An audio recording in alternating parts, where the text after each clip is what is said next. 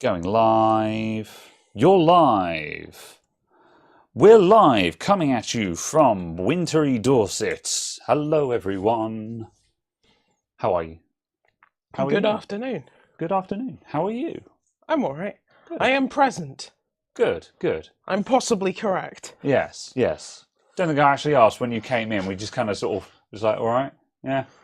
But It's you again. Yeah, it wasn't. You're here. Yeah, it was an all right, not in a sense of how are you, but more in a sense of yes, it's you. You have arrived at the expected time. You have done the things. Yes.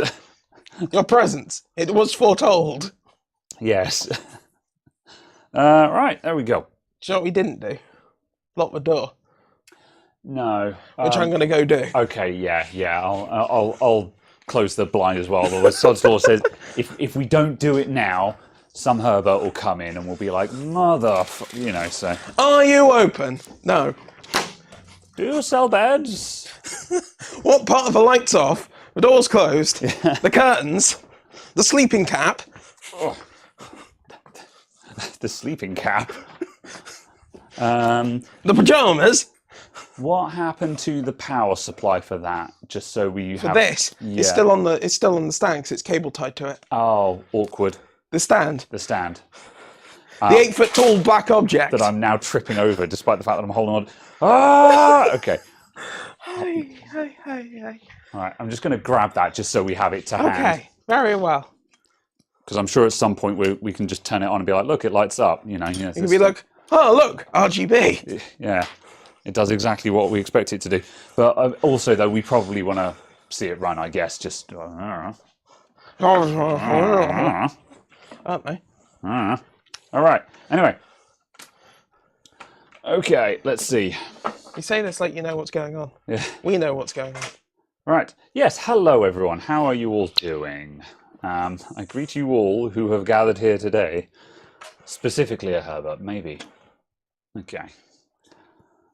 Give me your tired, your weary masses. What's that? That's a thing, isn't it? Yeah. I have forgotten. Oh dear. You're not allowed to reference it if you don't know where it's from.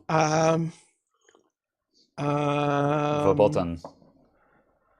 All I can think of now is the modified line that they use in the opening of The Witcher 3. I see. I can't remember where it's from. Oh dear. Yeah. Someone will tell me. It is fine.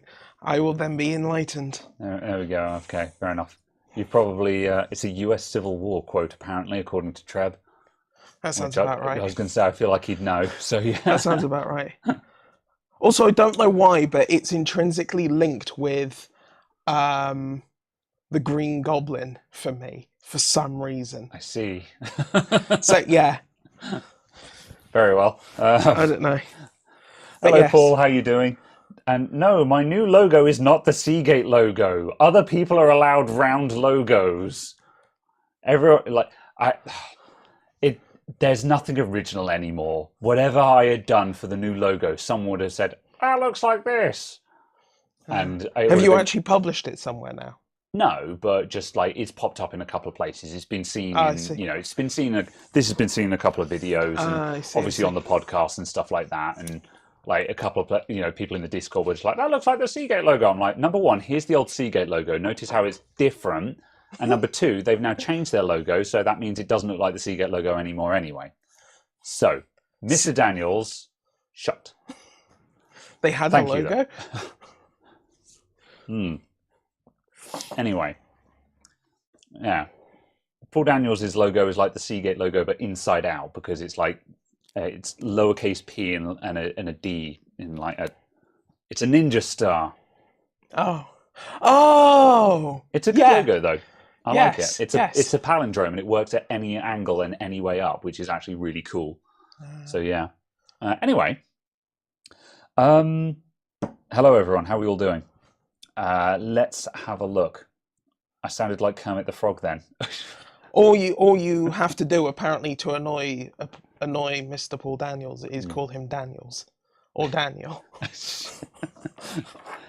Oh no, Paul Daniels says, better than it being called a modified swastika. Why do I get the horrible feeling that someone has said that and you just have to be like, No. I It's a P and a D, you fucking idiot. I'll have you know I am deeply religious. Oh God, yeah, just no. And it is in fact. Yeah, I had a friend who Hindu. I forget the I think it is of Hindu origin. It was I forget if it's the symbol of peace or the symbol of infinity, but something like that. But at some point, I had a friend who was just like, oh, I kind of want to get a tattoo, and I kind of want to get this, but the Hindu version because heritage. And I had to be like, just don't, because you are going to have to explain that to every single person ever who sees it. You will have to explain the actual meaning of it, and that it is not, in fact, the Nazi swastika. Yes. So it's just like, I understand the heritage. I understand why this version of it is not offensive. It's also... But there are some things now which you just cannot touch with a barge pole forevermore. Forever tainted. Yeah. There will be no reclamation. Yeah. And that sucks, but that's how it be, That's approximately... Ah, yes. Yeah, the face on the mug, yeah. Just don't mention the war. All right. Anyway. You started. No, we didn't. Yes, you did. Anyway. Oh, Mr. Molex Connector has come with the whole thing. Give me your tired, your poor, your huddled masses yearning to breathe free, the wretched refuse of your teeming shore. Yes. So, yes. Anyway, swastika was a Finnish symbol too, apparently. Fair enough. Don't get a tattoo of your blood type either. Oh, yeah. Why? Because I know that's an SS thing. Oh no, is it? Yeah. Oh no, I think so. Yeah. I'm just like, that's awkward. Yeah, because that's the thing where you could be like, because at face value sounds like a great idea. However, yeah, if there are certain things which are on the thing and just. Anyway, so we've got a Neewer light here, and it does this. Oh, it is on. There we go. So yeah, this is one of the RGB ones. Do the thing. Press the on button, and then press the M button. I just pressed the on button to turn it off. And then press the M button, and then do it again. There we go. And now it's doing the rugabuzz. So yeah, so this is one of the RGB lights that we had the other day when we were doing the thing. Really? The batteries in this remote already need replacing? It didn't come with batteries, and the only batteries I had kicking around were some really spent ones. Right, I thought it came with fresh ones which were already dead. Yeah, they were already spent batteries, and I just haven't gotten around to ordering some more AAAs. So yeah. Understandable. So yes, anyway, so we got a kit of these, and one of them we've got in here as a general purpose light. The other two I've taken home to use as stream lights for my Twitch setup at home. The problem with them is these Neewer Softboxes, they have cooling fans in them, which is good because it means that you can drive them at full tilt without worrying about them. Because like the other style of lights, like this one you can see just off frame here, those ones, if you run them at full tilt, they don't get burning hot, but on some of the ones I've got, you can see a dim patch in the middle of them where the LEDs are degrading. They get certainly hot enough to degrade the LEDs reasonably fast. Certainly enough that when you squint at them, you can see a dim patch in the middle.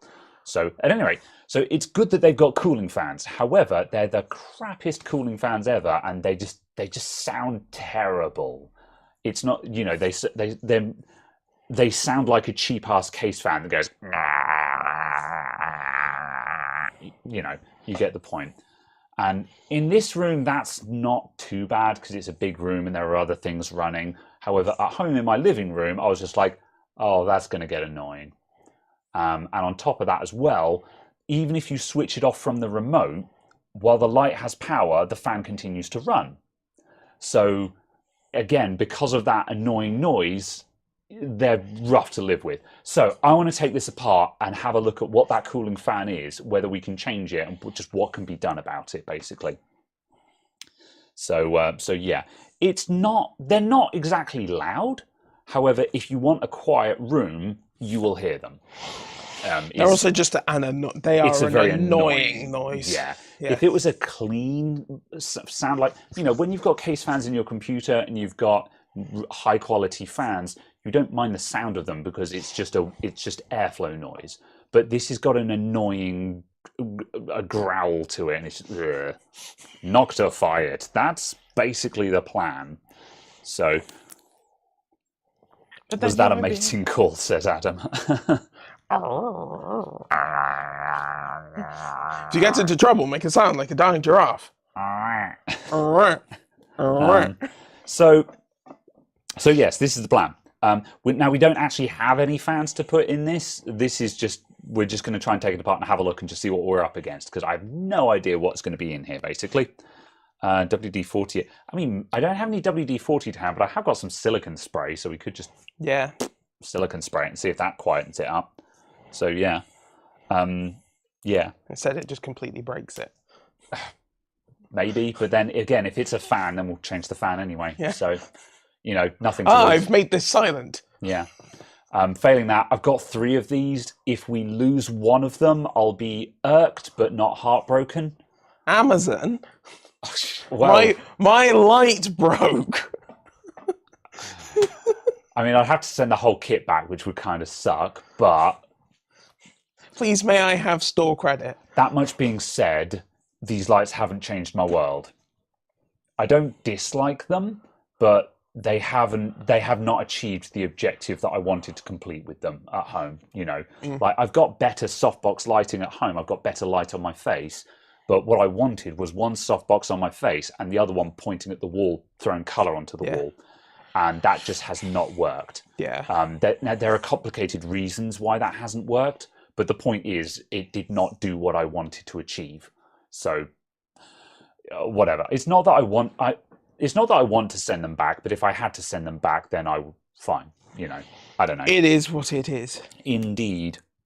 So yeah, how did Caradog find the honeycomb and socks for the lights? Have you used that? I wasn't aware that you've been experimenting with that. I looked to buy them and then went, because it's kind of expensive, isn't it? I was kind of like, it's kind of a lot, but also the fact of just, I thought about it, went to buy them, then something came up, and then I never thought about it again. Yeah. So because it was just expensive enough for me to look at them and go, and then something happened and I haven't thought about them since. Yeah, fair enough. So yes, I will probably think about them again at some point and actually buy them. Yeah.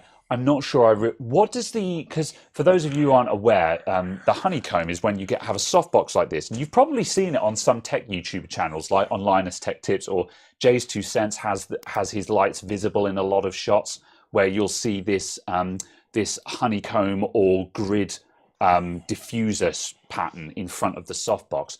What's the purpose of that? Is that just to increase directionality? From what I know about it, it's a case of you run it with the sort of the bigger point lights, and it's a non-glary, more spot-like light. Okay, yeah, because these are obviously very just highly diffused, and they are more spotlight-ish, because of that. But they are with the honeycomb and so on. It's not harsh because you're not looking straight at the light. Yeah, because these key lights are very, very hard to look at. You know, they're fine. They're very effective. You have to be, they're okay to look at from 100 degrees plus. This is why I wanted a softbox in front of me on the main recording desk and softboxes at home, my Twitch setup, because I was using one of these lights at home and I could deal with it, but using these for key lights is a very unpleasant streaming experience. They're very strenuous to have facing you, basically. So I'm just trying to work out if I'm ridiculously overexposed by comparison. You were a little bit, but now you've pushed it away a bit. It's dropped off a little bit, but yeah. Probably next week we'll have a pair of these set up and we're going to angle them properly and stuff like that. But yeah, anyway. You guys' lighting, videography, and visual representation is great. Thanks. Yeah, I mean, as I say, we're kind of we've got cheap equipment and we're just doing stuff with it. But yeah, that's the thing these days.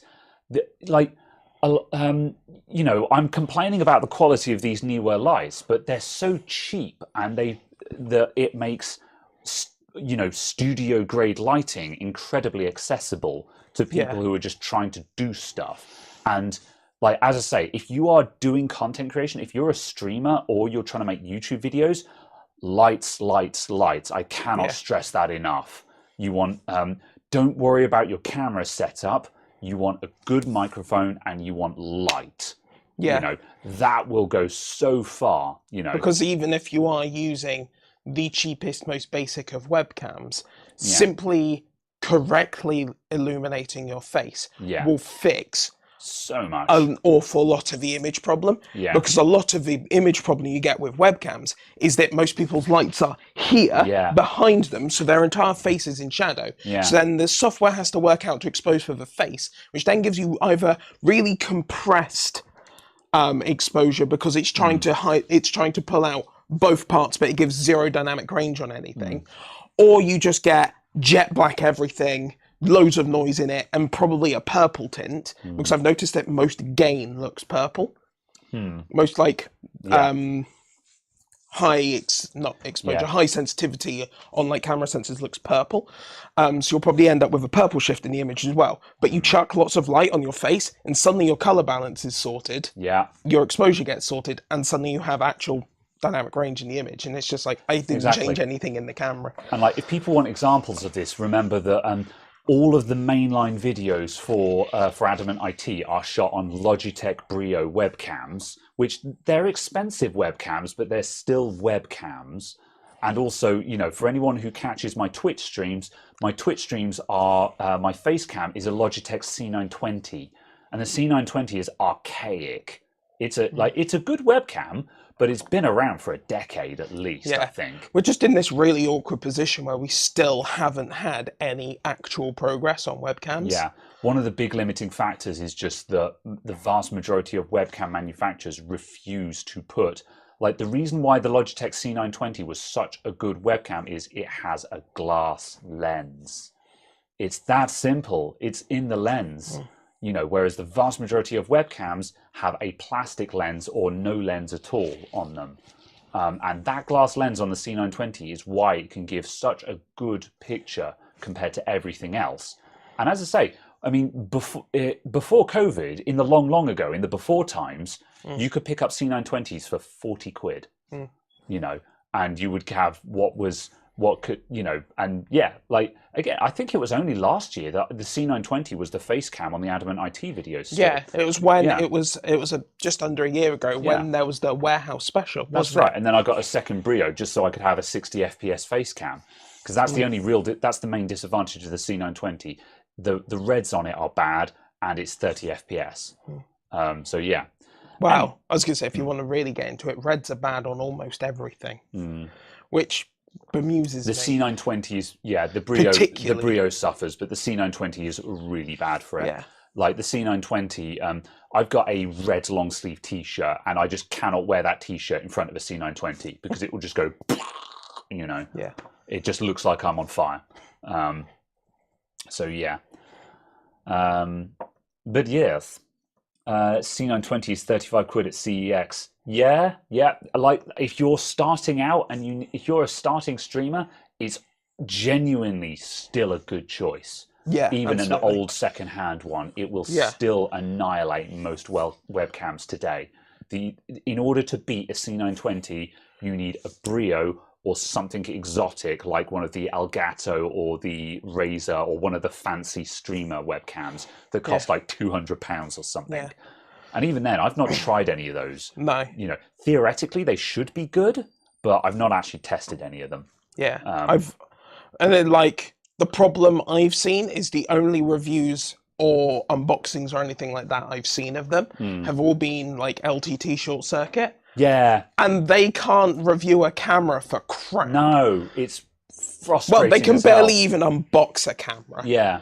But then it's like, for some reason, is his name Brandon? The actual camera person? Yes, yeah. For some reason, he won't actually do actual camera comparison with cameras that people will actually own. Yeah. It's like, here is this £5,000 body-only camera. And I'm like, this is relevant to my interests. And 4 other people. Yeah, and this is the problem. This is the problem with Short Circuit. I know it's an unboxing video, an unboxing channel, so it's not supposed to be a review per se. But I'm just like, come on, guys, how hard is it to put it on top of just stick it on top of a monitor with 1 or 2 other common webcams like a Brio and/or a C920, and then just switch off the studio lights and just have on just the house lights just to emulate a general thing, and just be like, this is the kind of picture to expect, you know, because the problem is whenever they test the cameras, they're showing them under studio lighting, and I'm just like, this isn't representative. It does show and somehow make them look worse. Yeah, like, yes, it theoretically shows what the camera is technically capable of, but you know, you need to do a comparison. Well, the last time I did webcam content, I did like a big shootout between a bunch of cheap webcams that I bought on Amazon. And, you know, I did with my key lights switched on, and more importantly, I did it with key lights switched off to show what they looked like with bad lighting. And that was also interesting, because some of the ones that didn't do very well under the studio lights were actually quite good in bad lighting conditions. Yeah, they'd clearly been set up knowing that that's how a lot of people light stuff. That's it. They were specifically tuned for worst case scenarios.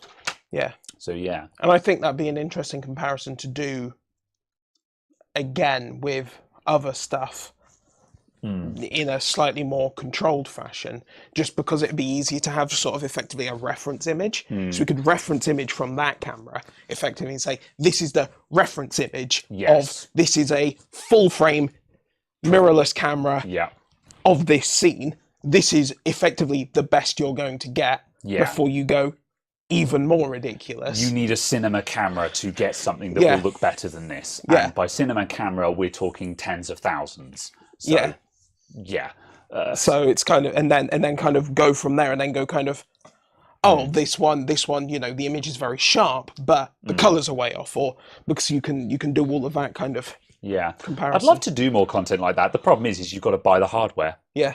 You know. So yeah, but then also I just need to get back into doing reviews full stop. I need to build up that NZXT. So what are you looking at? Yes, my Canon 1DX plus a 500mm. No, funnily enough, not quite. Yeah. I'm slightly annoyed that my setup at home, there's no way of me using the 100mm I've got. It is just too close. Yeah. But I'm like, it looks so much nicer. Yeah. I was like, ugh.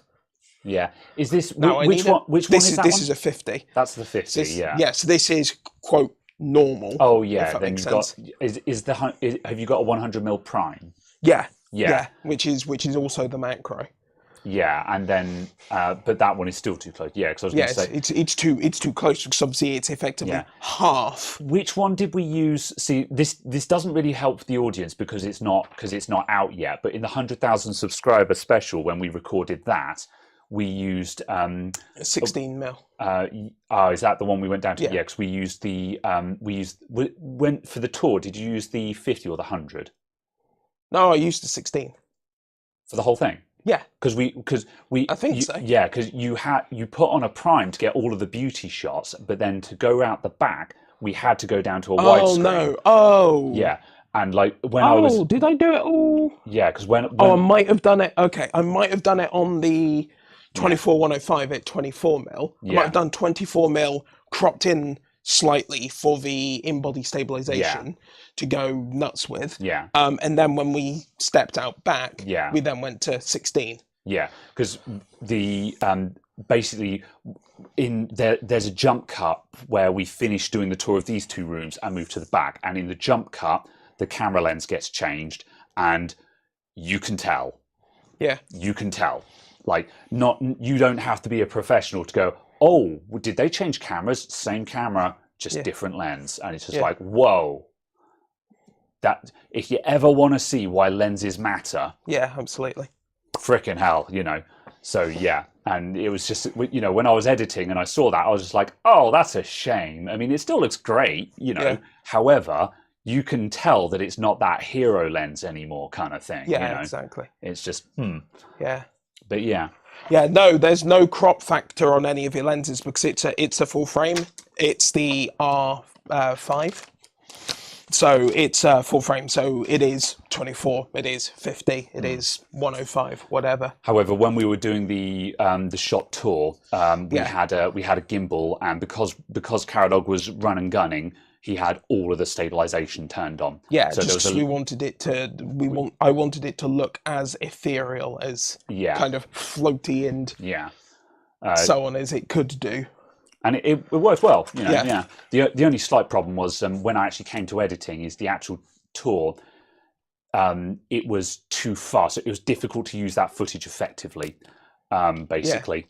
But it is in there. However, there were certain bits where sort of you would come into a room and I'd be like, oh, I really needed him to just linger there for a bit, for a few seconds before moving on to the next bit, kind of thing.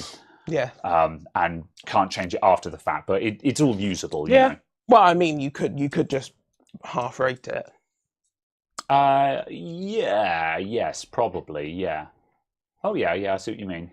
Yeah, I'll have another look at that. That would still give you 30 FPS. Yeah. I'll be reviewing that again this weekend because I've got to finish that hecking video. Because the main part, the actual special part, is done. I just want to add in. I want to add in a bit on the end that's just got, you know, like some of the very early videos and then some of the latest videos, just to show her where we came from, now where we are, kind of thing. As I like, look how far I've come, kind of thing. And then it closes out with essentially the new brand reveal kind of thing. Yeah. Because, you know, where it will close out with the new transition with the new logo. Yeah. And that will be this is the new logo kind of thing. Yeah, absolutely. So, yeah. Oh, yeah, absolutely. Taryn's video on how to video edit. He did like an 8-hour-long video of how to edit in a video. Unsurprisingly, I've not watched it. Yeah, but it's in like 65 chapters. Yeah, that's true. And each chapter is really, you know, and it's like, oh, you want to know how to set up your keyboard. Here is the part of the video about setting up your keyboard for shortcuts. Oh, you want to know about video ingesting. Here's the bit about the video ingesting I've done. And kind of, it's one ultra video, but then each little section stands as its own standalone section. Yeah, it's a reference. Yeah. And it's very good. I watched quite a lot of it and flicked through bits of it, and I was just like, this means nothing to me as someone who has not edited video using the Adobe video editing software. Premiere. Yeah. However, I'm just like, I can see how this would be useful for someone who's like, reference video I'm editing. Play, right, oh, do this thing. Yeah, okay. Oh, that makes sense. Oh, do this thing. Oh, yeah, that makes sense. Yeah. So, yeah. Q, yeah. Right, so... so before we get started, there is also a box that I want to open. This is a gift from Katrina, who may or may not be about, because Katrina doesn't always tune in for this, because this podcast is too heckin' long. I originally wanted it to be like 2 hours tops, and like I think was it another 4-hour run last? Yeah, it was like probably 3 hours 45 minutes last week, but it is what it is. Anyway, I will thank her later. We have been sent a gift. I'm going to get an actual, a knife. There is no knife here. I know where it is. I'm going to get it. Do you? What have you got there? A knife? No. Sure thing. Okay. Caradog doesn't know the meme. So, the box reveals what this is actually going to be. Amazon. Yeah, I just don't know how large it will be.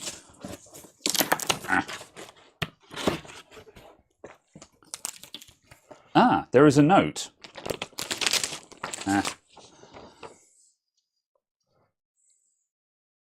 I see. Okay. Dear Graham, one of you guys, I don't remember whether it was Caradog or Teltac, mentioned that they had not had Stollen in ages, which gave me the idea to follow a German tradition of sending stuff around the world en masse. Not sure if Teltac can make it and secure a piece, but I'm sure you're going to get it. I'm sure you're going to get it. I'm sure you're going to get it decimated nonetheless. It's simply that good. So yes. Anyway, I hope it arrives before Christmas and will go well with a cup of coffee or tea on a long afternoon and the odd Two Guys Talk Tech or just at home. Yours, Katrina. Thank you very much. I shall put that there.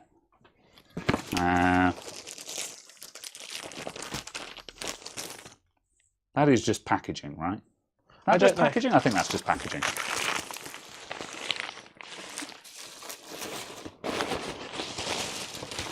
I'm trying not to rustle into the microphone.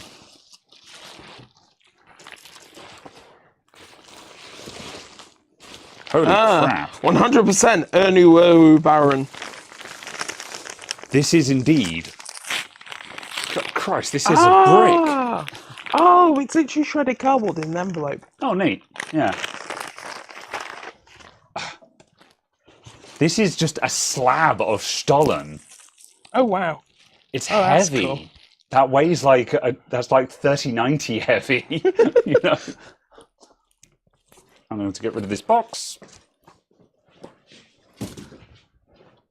So yes, this is a very large Stollen cake.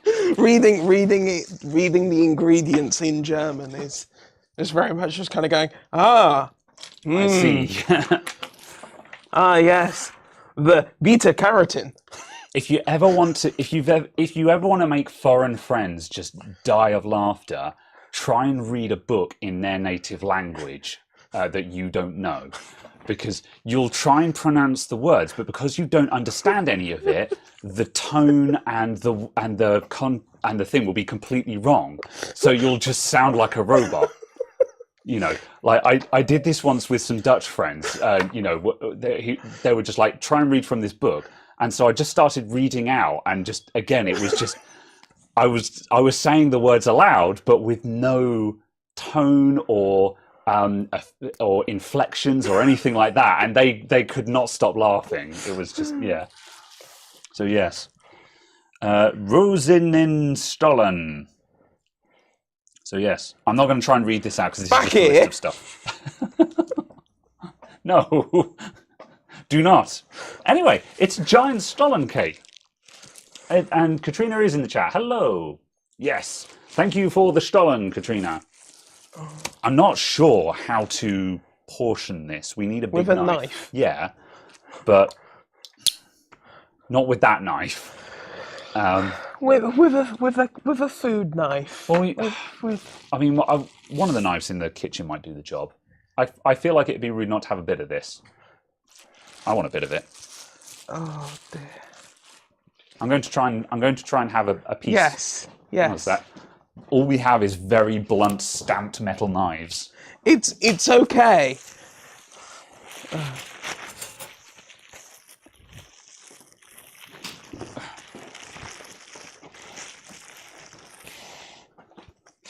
Oh, it smells good. Ooh. I will permit you to do the slicing. Okay, I'm making this up as I go along. This is the point where we, insult Germans everywhere by slicing it in the wrong fashion. I don't think I'm going to get any of the marzipan in the middle. For those of you who aren't aware, how do you describe Stollen? It's a fairly dry and stodgy fruit cake, and usually it has a load of marzipan through the middle. Isn't it fruit bread with marzipan? Fruit bread, yeah. With lots and lots and lots of sugar. Oh, it's good. Do you want some? Yes. Would you like to slice? I will go for the... There's no marzipan inside, and dry Stollen is bad Stollen. Fair enough. I think it's got, like, some marzipan going on. I don't know. It's very tasty, nonetheless. Germany is really good at this kind of thing.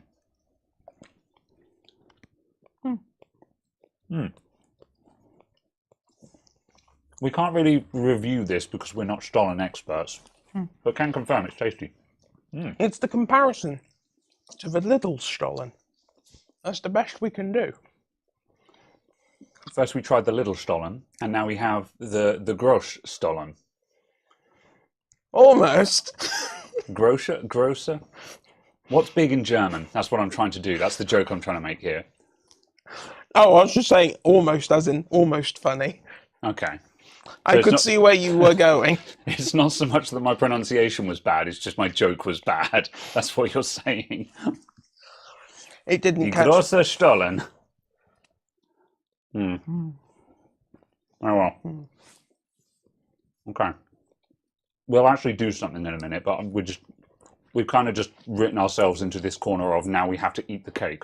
Not the whole thing, but, you know.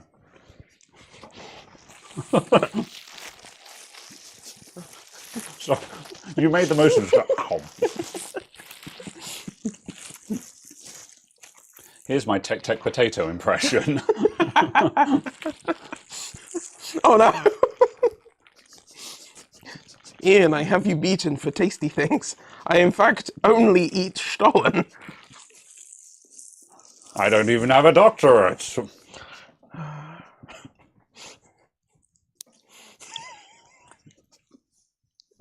It's not that funny, but I'm just laughing at my own joke. All right. I was watching one of the two guys talk tech last night where we fixed a mouse. I can't remember which one it was. It was the one after you got the motherboard that's now in the torrent. No, it was the one where you got the motherboard which is now in the torrent. Oh, yeah. That one. Yeah. And you said something about what would a Vice say if it could speak? And I said, why are all of those around me stupid?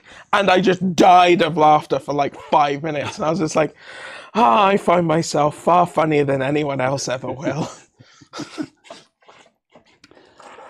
A lot of people look down on people who laugh at their own jokes, but if you can't make yourself laugh, then what's the point? You know, I don't care. I got no shame. Right. While Caradog considers the rest of his Stollen, I'm going to start removing the softbox from this light so we can start looking at this. If we run out of time today, we also have Caradog's water block. We're still milking that for content. So, right, I'm going to... I've got to take the softbox off, so this front bit comes off. To reveal. And then you've got silvery inside bit, and there's the light. And then that comes off. Damn it.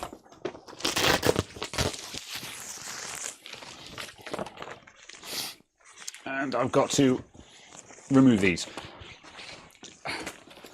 If you have proper expensive softboxes, they have a kind of, they just clip onto the light. But these cheap ones are a pop-up tent affair.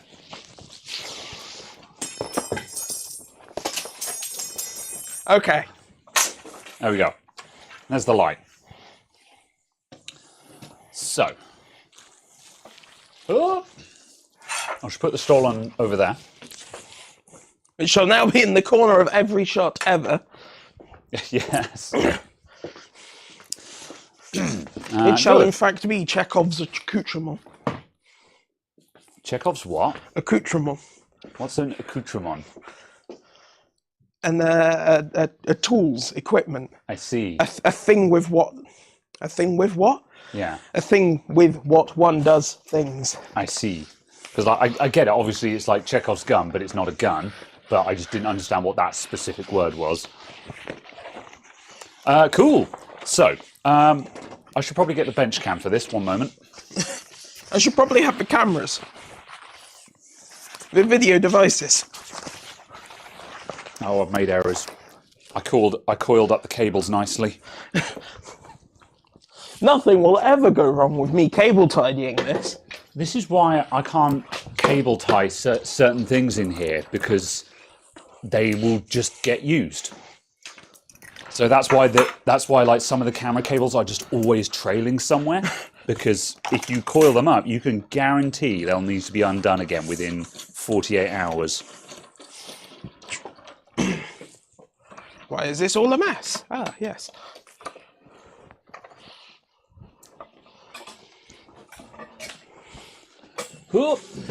Okay. Stay. Right. I might just get you... I'm going to plug in that monitor so you've got a copy of chat. Hello, chat. I will be reading you. How did the chiller repair go? The repair has not occurred. However, I messaged the man yesterday and said, we should do a thing. And he said, I've bought a printer. I see. It was the same person who I was talking about is getting a printer for using and for printing of the signs and such forth. I see. It's the same person, so the comment wasn't completely unrelated. Yeah. But... Oh. Do you want to try just turn that off and on again or something? Is the HDMI actually plugged into the monitor? It should be. Oh, yes, okay. It was just because I couldn't see it. Yeah, hang on a sec. Let's try the input button. This is one of those monitors where I'm like, I'm not sure if this is touch buttons. I think it is. Do you work? There we go. Do you function? Gives me connections. All right.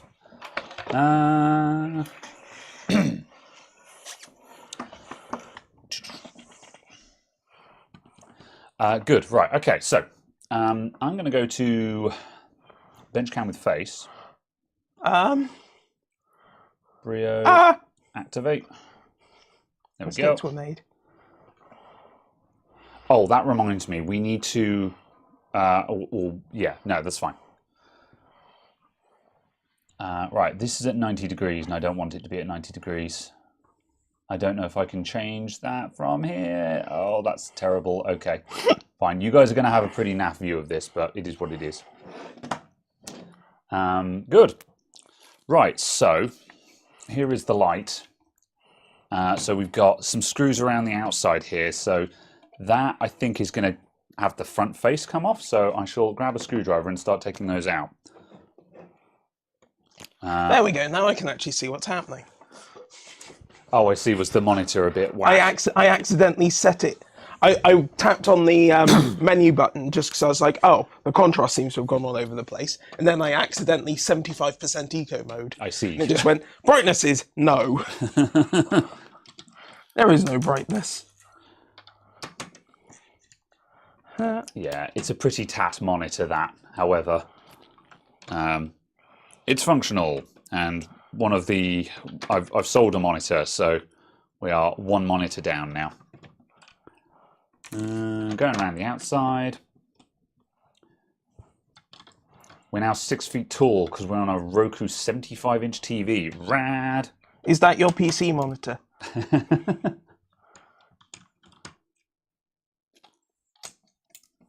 Oh. Whoa. Your HP KVM had a loud fan because server equipment, and you just took it out. Yeah, whoops. Yeah. Why is that a mode? I don't know. So I give Caradog a monitor so he can be able to read the chat, and he's like, okay, but what if I just spent all the time fiddling with the monitor instead? Well, I just wanted to make sure. He'll try and start overclocking the RAM in the monitor in a minute.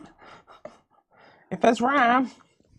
That's a interesting design. Didn't expect. Huh. Yeah. So, like, this wasn't supposed to be a teardown. However, as you can see, it's two PCBs. We're now flickering. Yeah, I can't. Oh, if I turn it that way, that'll fix that. Yeah, it's two PCBs, one stuck on top of the other. So they're manufactured separately, presumably, then stuck together and just tack soldered on. So you've got the white LEDs, and then you've got the RGB LEDs. Oh no, that's the other way around. The big white chips are the RGB LEDs, and the yellow ones are the white ones. Of the two colours of. Yeah. Yeah. So yeah, didn't expect that design. Like That's you can see the pattern when you switch the light on. I just didn't expect a two-layer design like that. That's probably the same back PCB as is in that light. You reckon? And then they've just stuck that on top, effectively. Yeah.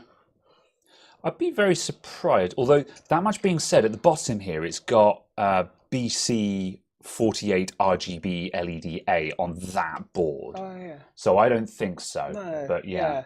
Odd. Very odd.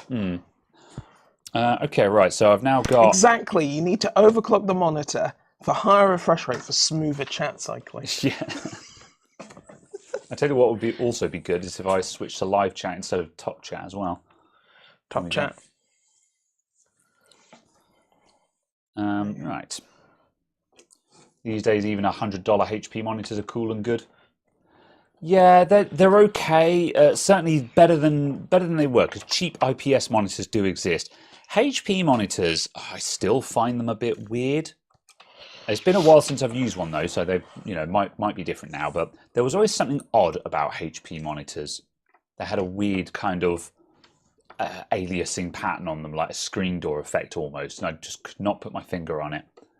Yeah, I find that with a lot of screens and stuff. You just kind of find weird things, and you're just like, oh, Yeah. I don't like this brand because of funny thing with the image. Yeah. Oh, look, it is a very standard fan. Yeah. It's quite a thin fan. Right, are we going to be able to get this? Might have to just get the soldering iron and just spot soldering iron some of these connections off so we can get in there properly. I like that you've got an RGB that's black, a green that's green, a blue that's blue, a red that's red, a WY that's red. And then we've got a -Y that's yellow and a minus white that's white. Because I'd imagine there's two coming up there as well in the middle. Oh no, okay. Yeah. Pass. Right. I'm going to grab the soldering iron just so we can just spot off these and just, may as well remove if you just do those two, you can obviously just go that way. Possibly. I might, if I'm bothering to heat up the soldering iron, I may just detach all of them. Yeah. Right. Is the battery charged? I believe it is. Is the battery. The battery is. I'm just going to remove the wood screws from my soldering iron. I've got to find a home for them. Ugh. There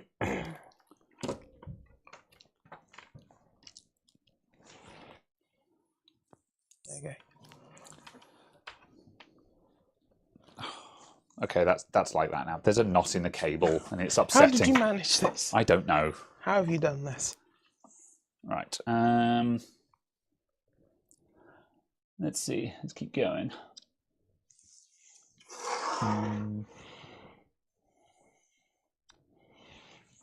Take a picture before desoldering. Yeah, good shout. There you go. Pictures taken. Yeah. Okay. Now, what is going to be easier, to desolder it from the board or from this? I would imagine the board, because it's a smaller math. I think. Okay. Assuming you can get to the two. Yeah. So we've got these two at there, but this one here goes all the. This one here goes all the way over to this side as well. So I think I'll get those three.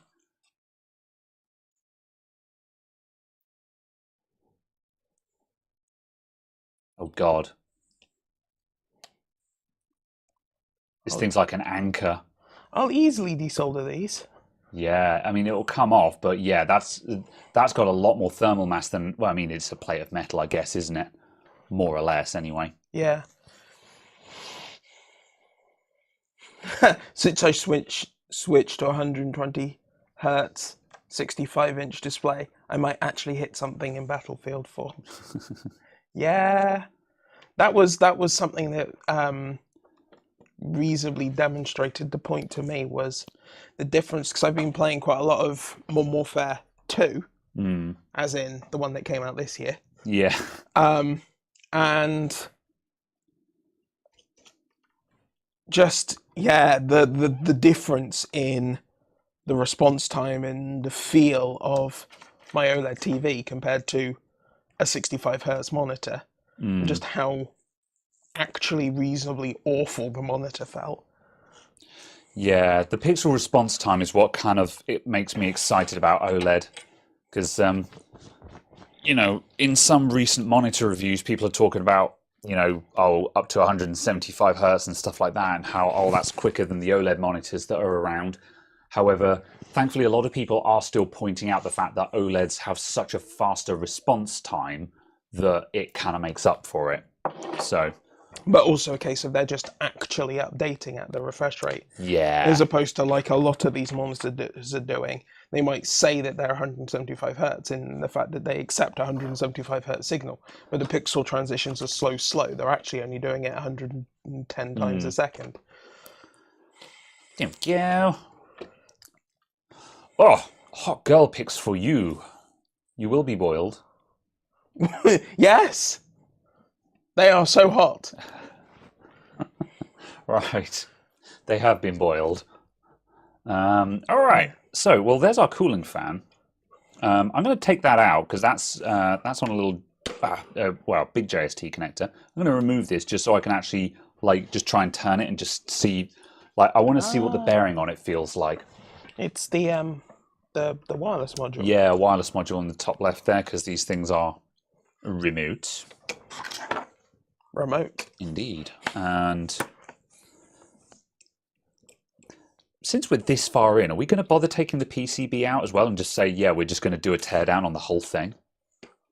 Depends how hard it is to get it out, I guess. It doesn't look like it. It's just some more screws.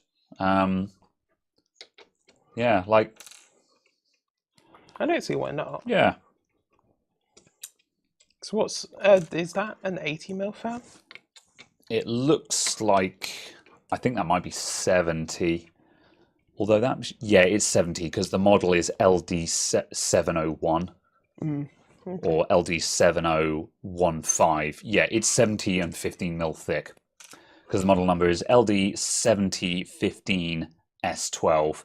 So that's going to be 70mm wide and 15mm deep. Yeah.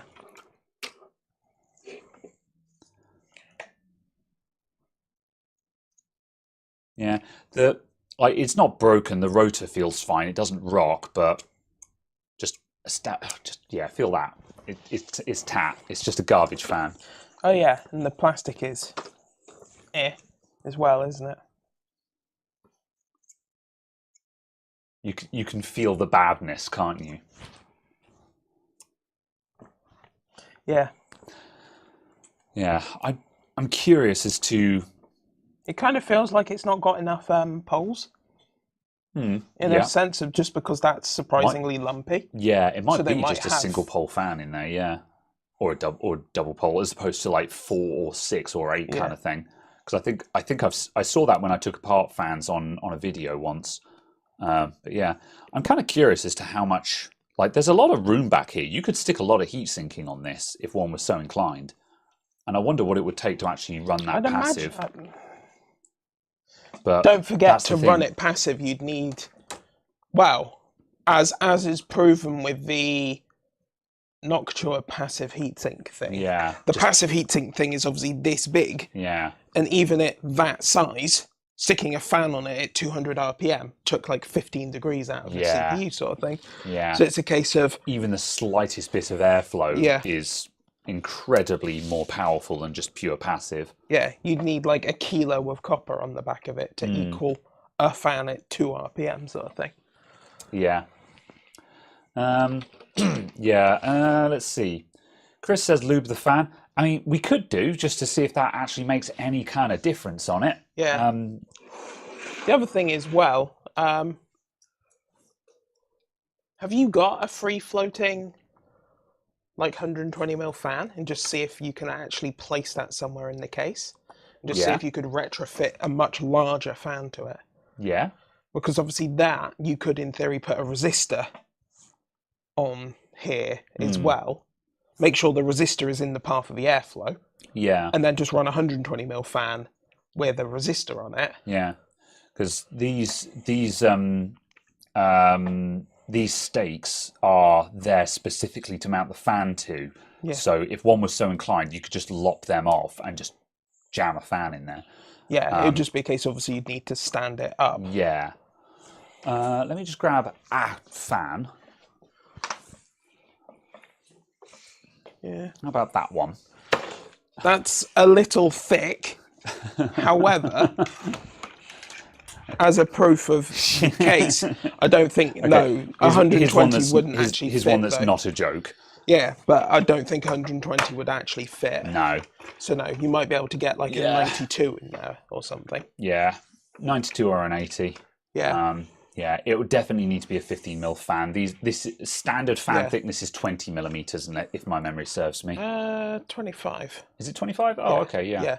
Yeah. So thickness comparison of the so thickness comparison there. You can see that the 15mm. Oh yeah, 25. That makes sense. Yeah.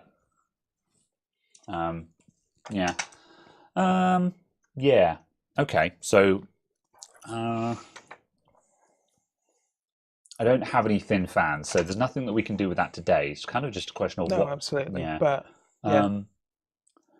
90mm. Well, yeah. What's available? I guess. You could just go in at the deep end and just look at the Noctua website. That's kind of what I was thinking. Like, are we just gonna meme this up and put Noctuas in there just because? Why the hell not? Kind of thing.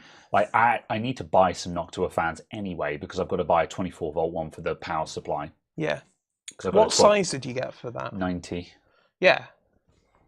However, I think that's not a thin one, though. I don't think. No, but that would be really handy if it happened to be. I'm almost tempted just to have a closer look at it, just in case it was a 15mm fan. I'm fairly certain it's a 25mm. Yeah. But if it happened to be a 15mm fan, that would actually probably fit in here. And considering the fact that if it did actually fit, we could just do it right now. That's worth looking at least. Yeah, absolutely. Yeah. Okay. We'll look at that. Well, you know what? I'll quickly grab it now. Let's just do a quick double inspection. But yeah. The other thing I'd look at as well is just like, you know, the like. Oh no. Arctic. Yeah. I can see from the back here that it's a 25mm fan in there. Fair enough. So that's a non-starter. Like you can see through the grill in the back that it is. Yeah, absolutely. So I'm just like, yeah, there's no point in pulling all of that out.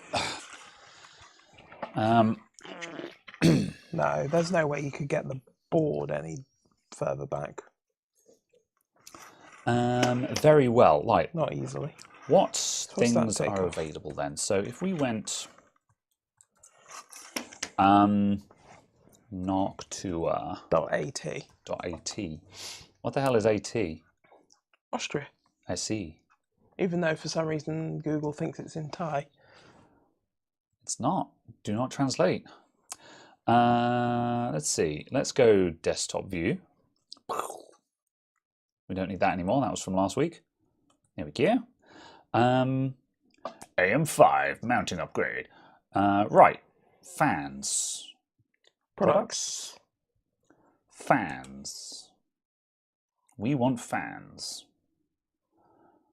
And then there's a drop down in there for size. So you could select 80. Yeah. 80. 25, 25, 25. Those are all 25mm. Yeah. Okay, what if we drop to 60? That'll be 25. Yeah. I don't look at the 92s, but I don't think they make. There's a 14. Yeah. You could cram that in there. Yeah.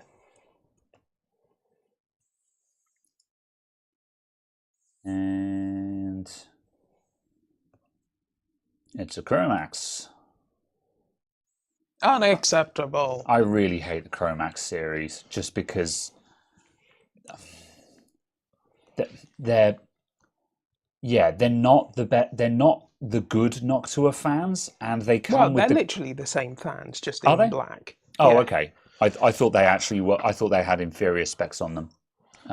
However, also though they come with they call them Chromax, and they come with these coloured little corners to put on them, and it's just that no one cares about those. It's just like, just make it a black fan. Yeah. Like why bother with the little coloured grommets? It just provides lots of stuff in the box that no one actually cares about. Like, I don't know. Yeah, it annoys me because that is just increasing the cost of the fan, you know, for something that is not useful. Whatever. Anyway, okay, so NFA 9x14, Amazon. Right, what was that? An NF-A9 by 14. Yeah. Oh, Noctua, why are you like this? I don't want to pay £20 for a fan. Okay. Yeah, I'm not paying that much for a fan. Sorry. Fine. What No, about but that's what I'm saying about just looking at like the Arctic. Arctic? You're not typing anywhere. It's because the bloody Amazon thing. Look at this, everyone. If you jump up here and you go click drag to grab it, of course it works that time. But the Amazon, you managed to click outside the browser. The Amazon search box is weird. Anyway, Arctic fans. Arctic.de. It doesn't matter. You're incognito. Just acceptable. Hacking cookie. Right, fans. Case fan. You're on the fan page. You're on the You're on the page of fans. You're on the page of fans. Right. Let's do that. Can we view as a list? I don't think so. Right, fan control size. They don't show. Might have to look at this just by eye. Because they don't have the thickness dimensions. Case fans from Arctic. Okay. I don't know. No, that doesn't look very Temperature helpful. controlled case fan. Huh? So Probably just has a built-in temperature sensor on it. That's what I'm saying. If that's built into that, that's actually quite handy. Especially if it has a 0 RPM mode. Yeah. There you go. It just has a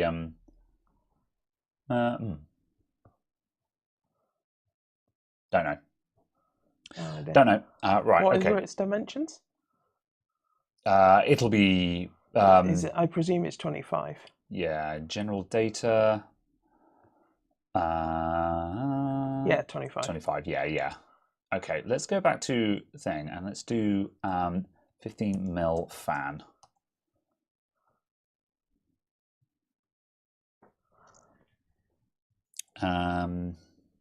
Yeah, so we're getting generic fans here. There's no cursor there. 120 by 15 mil.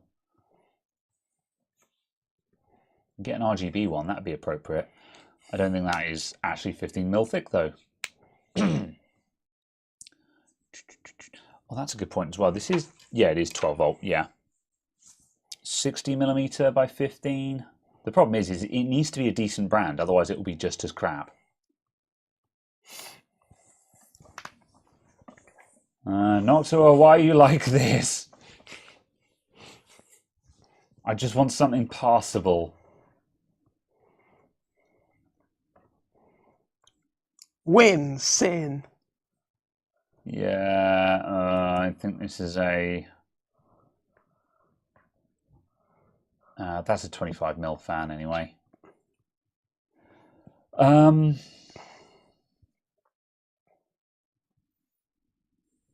Yeah, 70 mil by 15, so that's exactly the correct size, but again, it's just a no-name brand, so in all probability, it's just as terrible. Yeah, it's possibly even literally the same fan. Yeah, just with a different label on it. Okay, I'm going to go back to chat. What does chat say? That's not chat, that's chat. Yeah. You're demonetized OnlyFans. Oh no. Rich1880, thank you for the $2. We're getting there. We're on our way to an Noctua now.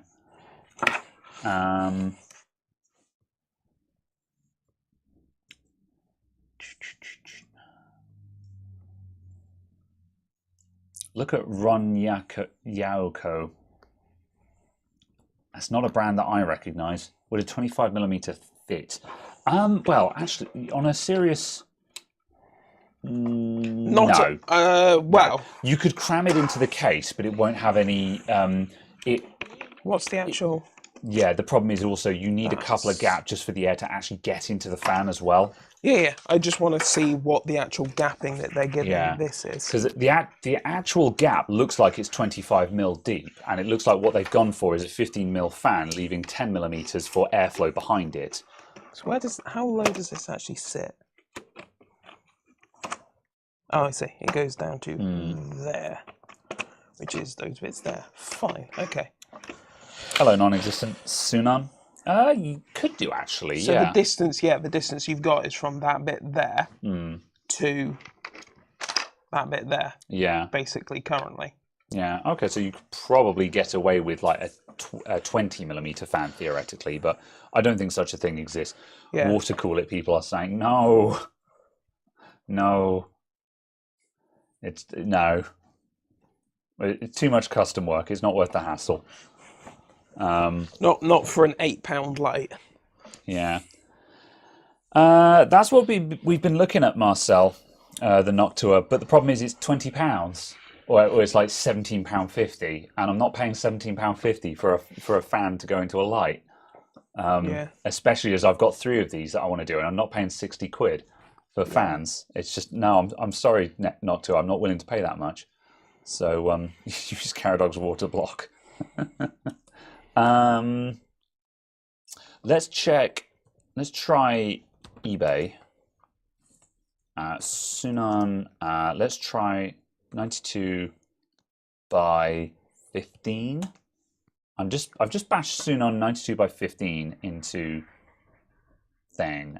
We haven't got an exact match. Yeah, 92 by 92 by 25. Yeah. Is it Sunon or Sunon, do you think? I guess Sunon. Yeah. Yeah. Type in. Yeah, because they've got 60 by 60 by 15. So try typing in 60 by 60 by 15. Yeah. Just because that appears to be how the other ones are being listed. So you might want to change what you're searching for slightly. Yeah. There's a Sunon it's a 60 mil, but sorry. Hover over there. The Pirate Edition investigates necessarily. What? The Pirate Edition investigates necessarily. I assume that they're trying to imply something along the line. All rights re-PVU. They're obviously trying to say we're not a licensed Sunon reseller or something like that. Maybe. Because when you're buying parts on eBay, routinely brand names are covered up. Like when especially like for Apple stuff, when you buy like Apple display assemblies or something, the Apple logos are covered up in all the pictures. And it's a case of so they don't show it. So they're like, it's not Apple branded, but it totally is, kind of thing. Oh, I see. Because otherwise they get caught in customs. I see. So yeah. Okay, £5 from China. So that's a thing that exists. Located in. So 92 by 92 by 15. No. 60, 92 by 38. Bloody hell. I think it must be a monster. I want one of them now. Want that one. I would like a fan 92 by 92 by 92, please. I'd like a fan that's just a cube. The blades are this thick. Yeah. Or just like some of the server fans where they're effectively over square. They are deeper than they are wide, An over square fan that's more like a corkscrew.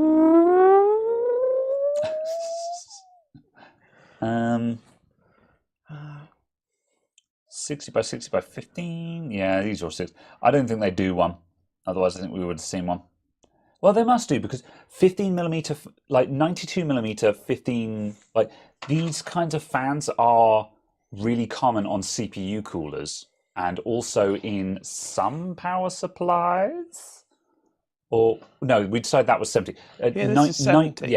92 by 15 fans are very common in power supplies. And the reason why I say that is I think I've got one in the scrap pile down here because I took one out of a power supply. If you've got one that you can put your hands on, do you want to just... Yeah. Oh no, not off the top. It's still in the power supply, but yeah, there's a 92 by 92 by 15 fan. Couldn't use that one particular because the reason why we could it not actually fit it, but demonstrate whether 92 works. That's a good point, because we don't know that 92 works. Yeah. Because this is 70. Sure. So Okay. Let me get you guys. Let's go back to pass here. me the driver. Thank you. Face cam with bench. We are now taking apart a grotty old dead power supply. I'm fairly certain the fan in this is seized, which is why I changed the power supply. But yes, that is However, now apparent. it will match the dimensions. Yeah. Don't have an old GPU fan laying around? That's a good point. Oh yeah. Yeah, old GPU fan. Yeah, that's not That'd a bad do the shout. job. You have a pile of GPUs I over there. do. I was just looking at them going, Going, I'm going to steal your parts. Yeah. I don't know which of them work. That's the problem. But, Why is it? There's at least going to be a couple of Radeon HDs in there. Where It I'm also just like, doesn't matter. Yeah. None of those graphics cards are worthwhile. No, precisely. None of them are supported by current drivers. Yeah. A case of slim fan, 80 by 80 by 10 or 11. You know, that's. Hang on a sec. Oh yeah. Let me have a quick look for that. Warranty void if removed. Warranty expires 2013. I guess slim fan. May I have a knife or a spudger? There's both. Thanks. There's the 120. 120. There's the 80mm one.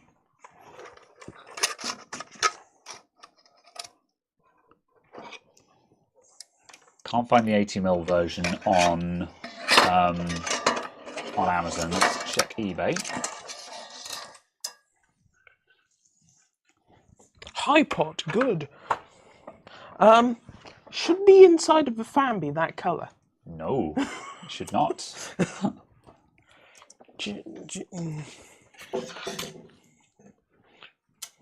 Okay, a case of slim fan, 80mm by 11mm, 11 quid on eBay, brand new. That's more like it. Yeah, I'd pay a tenner for a fan. Excuse me. I don't like paying £10 for an 80mm fan, but I will pay that. You know, that's good enough. Let's open that one so we've got it. It's passable.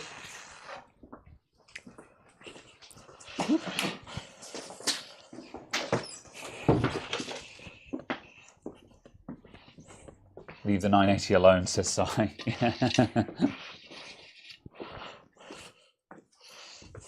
Would a fan from the iMac behind passing the enclosure?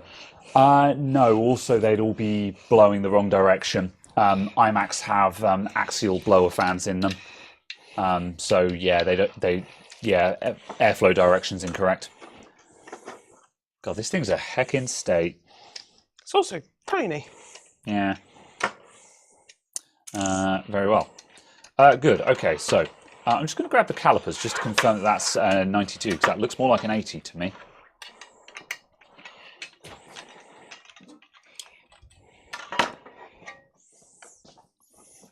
Bok. The Bok Choy fan. Yeah, it's 80. The highest quality bok. Yeah. Okay.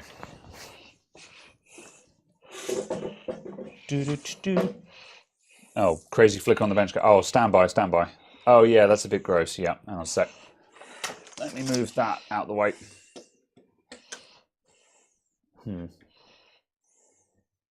Okay.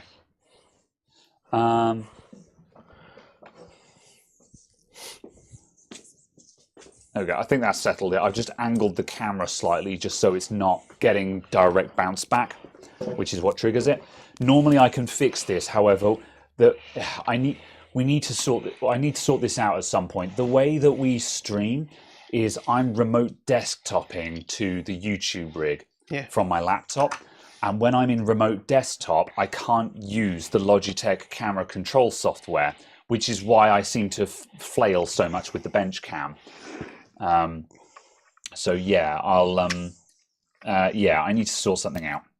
Anyway, Caradog is now seeing if we can cram, like even if we cut off 3 of those posts and just screw it in on 1.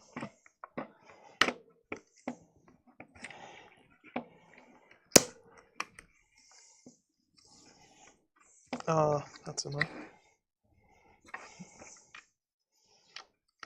I think that post just snapped anyway. That's roughly the space it would take up. Yeah. Yeah, I mean, that'd fit in. That would fit easily. So yeah, I mean, you could chop off 3 of the posts, screw it in on 1 post. It's not going to fall out. Yeah, you'd have to effectively drill out these holes slightly. Yeah, that's no problem. Yeah, but yeah, just get the Dremel and just go wah in there. Yeah, as a concept, yes, you could put a 80mm fan in there. Yeah, okay. I quite like the look of those Acacia ones in that case. Scan has some slim fans starting at like £7. You know what, just for argument then, Arctic do have thin fans apparently. Can you get me a part number, Liam in Wales, so I know what I'm searching for?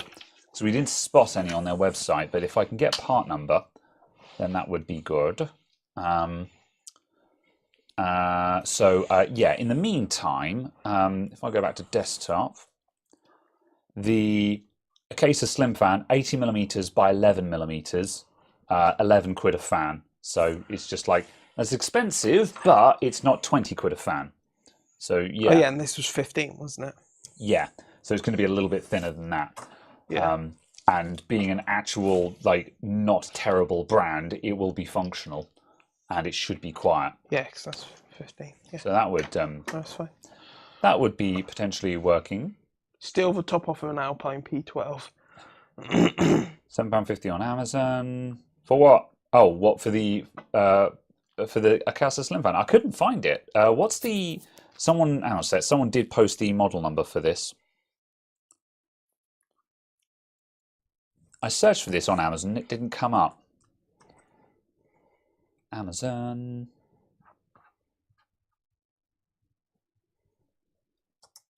It's there. It was It's literally right there. It was the 120mm version. That says 80 right there. Yeah, because I've just refreshed it with 80mm in the search box. However, look, if I go back, now it is 120. With options. Is it not literally the same listing? Okay, but consider shut up. £7.50. So yeah. All right. Good. Oh, good. All right. All right. So we're sacking eBay.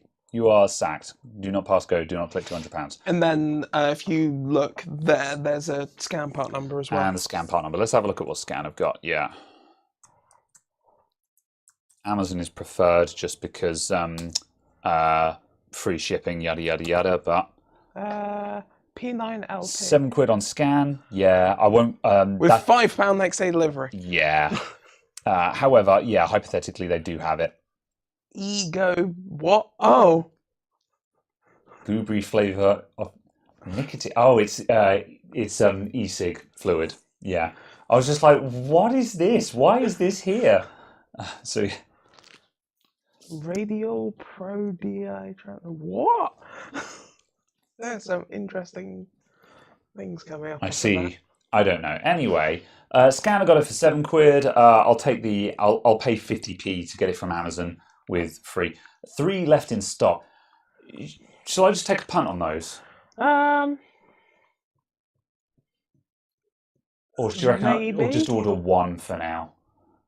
Or have a look at the P9 low profile as well. P9 low profile. Or P9LP.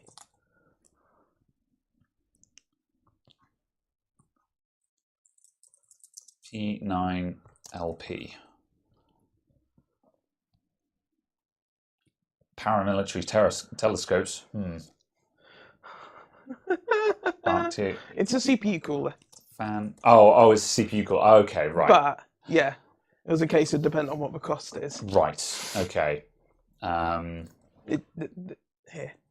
Oh, that's the 12. Silent cooler. That's the 12. Yeah. Unless they've got, like, if we click on that, then maybe there's size options. I see what you mean. This is going to be like an open cage fan. That's going to be like, we could make it fit, but it's going to be significantly harder to fit, and it's still going to cost like. And that's £10. Yeah, and like. And £7.50 is obviously less. Yeah, like the smaller version might be £7.50, or I could just buy a fan for £7.50 that actually has a proper cage around it instead of that one. So, yes. Duma, a 120 or 140 won't physically fit inside the enclosure we're trying to put it in, is the problem there. Because I've got loads of 120mm fans lying around, but we don't actually have any things. As Liam says, try taking the fan off an Intel. Oh, that would be way too deep. Or that would be way too deep. Yeah, I mean, I can thought check. they were reasonably low profile, some of the variants. Yeah, I mean, I've got one of the small ones up here. No. However, the fan itself is actually reasonably big. Yeah, I was going to say, there's no way that's not 25mm. Yeah. Oh, I'm an idiot. I'm pushing on the wrong part of the caliper. Genius. Yeah, it's 25. Yeah. That is unfortunate. Yeah, the Intel stock blowers are 25mm. And that's a thin one up there as well. Yeah, which is kind of understandable, actually. Yeah. Like, that's the thing. Unless you're actually space constrained, there is no reason not to use 25mm, because it's obviously an optimal depth for a fan to be. Without actually blowing anything out. Oh, apparently we're echoing. Are we echoing? Yeah. It seems to come and go. Sometimes it does it and then it disappears. Or there's some reverb. It might have been when I just got up and moved about. I'm echoing. Okay. I'm going to turn everything off and on again. Hang on a sec. Yeah. I like the idea of the GPU fans, though.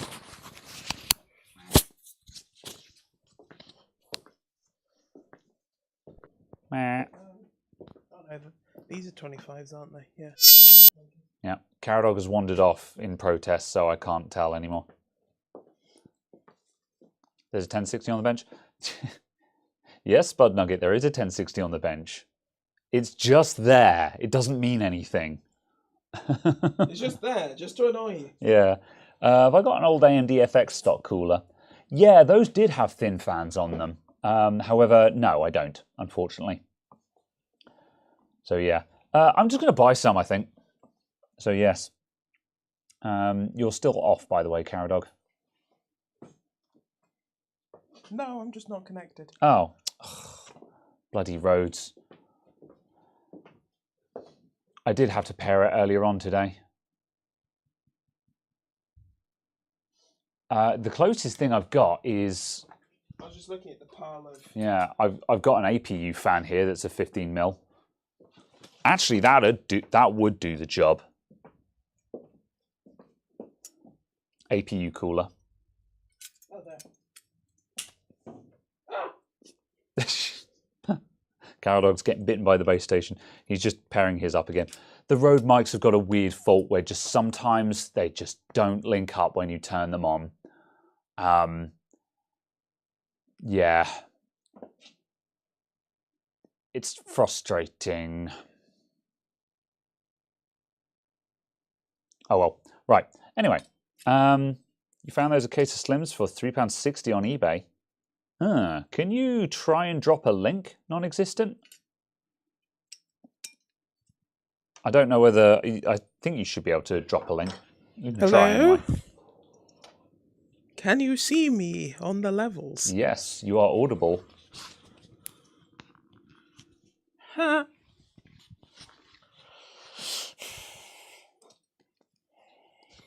If nothing, I'll tell you what I'm going to do. I'm just wondering if I can get the light into a state where we can turn it on with different fans connected and compare. We could probably turn it on now, actually. What's it missing? It's missing the whites and one of the Yeah, it's just missing the white channels. So yeah, I might actually do that and just see what happens.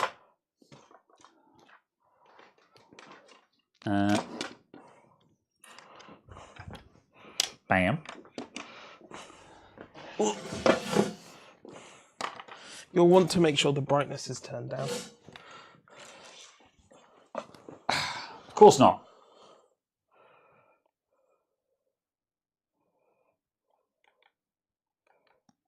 Oh yeah, we need to be on colour. No? Oh, the light is turned off. Hang on a sec.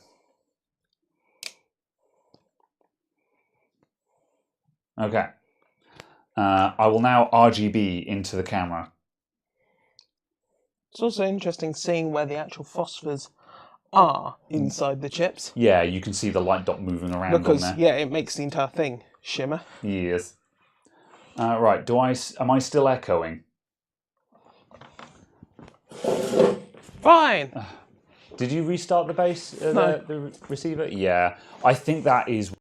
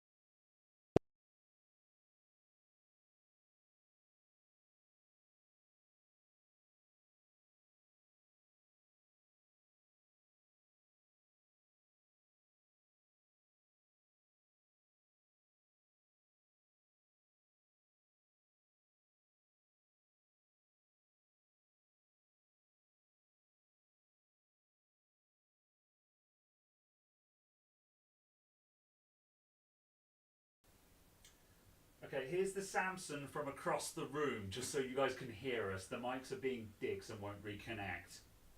So, give us a moment, please.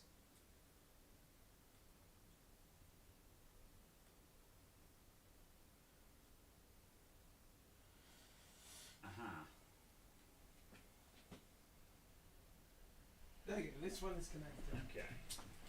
Mine says it's connected, but neither of them are. They both show they're connected. Although, is it saying it's connected on the thing? Yeah. Right. Base station unplugged, base station turned off. Okay. Base station turning on. That has input from something.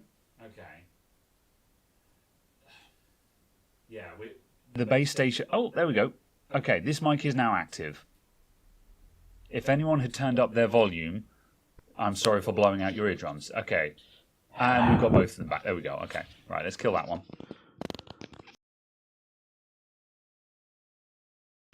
What did you do? It worked and then it didn't. But I changed. It's back. It's back. It's back. Don't touch it. Well, I can't not touch it. I'm holding it. You have to stand there for the rest of the stream now. Okay. Okay. Right, no, but yeah, just try and rest it on top of something or something. Oh, what the? Okay, is it working? Yes, it must be. It must be a bad connection on that cable. Okay? Is it still working? It's still working. Is it still working? Yes. Okay. Is it still working? Yes. Okay. It's not the USB-A end. Okay. Dodgy USB-C connector, maybe. Good grief. Hi, everyone. Welcome to Two Guys Talk Tech. We have had mixed experiences with the Rode Wireless Go 2. However, when it works, it's fine. Okay. Are they getting hot? I don't think so. Fair enough. At all. While they're in RGB mode, probably not, because it's cycling through the things. So yeah, I was squinting to see if I could see the laser thermometer. Yeah. Thermometer. We've got the IR cam, but yeah. Anyway, right. The device is turned on. So firstly, I'm going to plug in the original fan and see how much noise it. Right, we're back on the way. Thanks for the bit there, non-existent. I have seen and copied and pasted that. Right.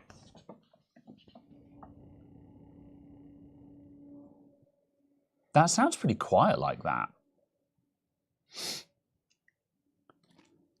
The mic is not picking it up at all. No. Yeah, the noise filtering is just cutting it all out. But like just holding the fan in my hand, that doesn't sound noisy. Also, what is all of the noise from there that isn't normally there? Because there is significantly more noise there. Oh, I tell you what that is. I changed the RAM in the YouTube rig and it had a world-class hissy fix. I was trying to get a 4-module kit working and I reset the BIOS. Oh, okay. So the fan curves on the on that aren't set up. So,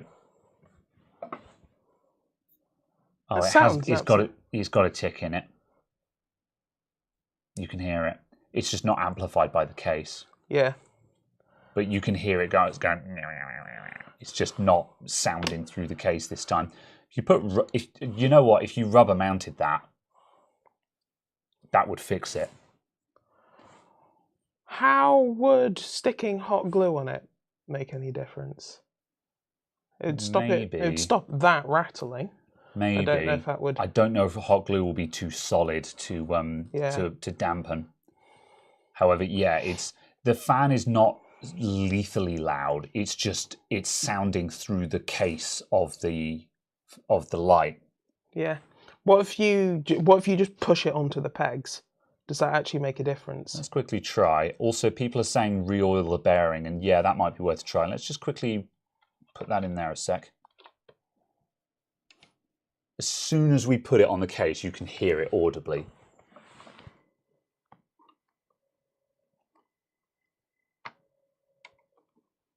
That's not static. That's not static air pressure now because it's. Hang on a sec.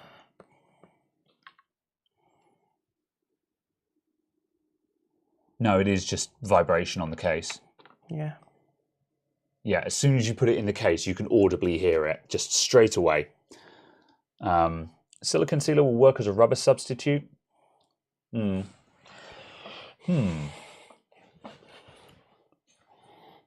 glue the fan. Yeah. I don't think re-oiling the bearing will actually help. I think it's because it's just a really cheap fan with just like 1 or 2 poles in it. However, rubber mounting it would probably do the job. I'm just trying to think what we've got available to us. I don't have any silicone sealer to hand.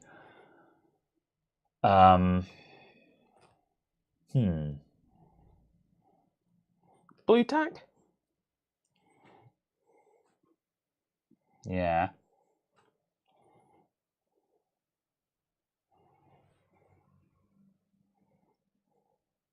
Having that sitting up just ever so slightly fixes it. Well, that's what I was thinking about, blue tack or something like that. What if...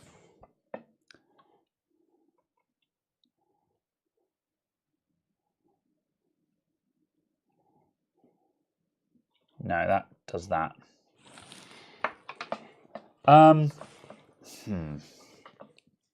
Stuck for ideas. I think silicone sealer is actually the best way forward if we were doing that.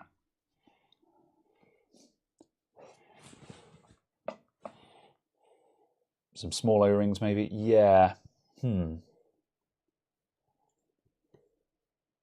we can cut up?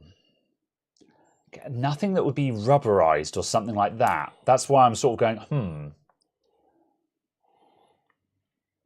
I mean, you could, like, if you had an elastic band or something, put an elastic band around the outside of a post and then effectively rest it on top of that. Yeah. Thinking.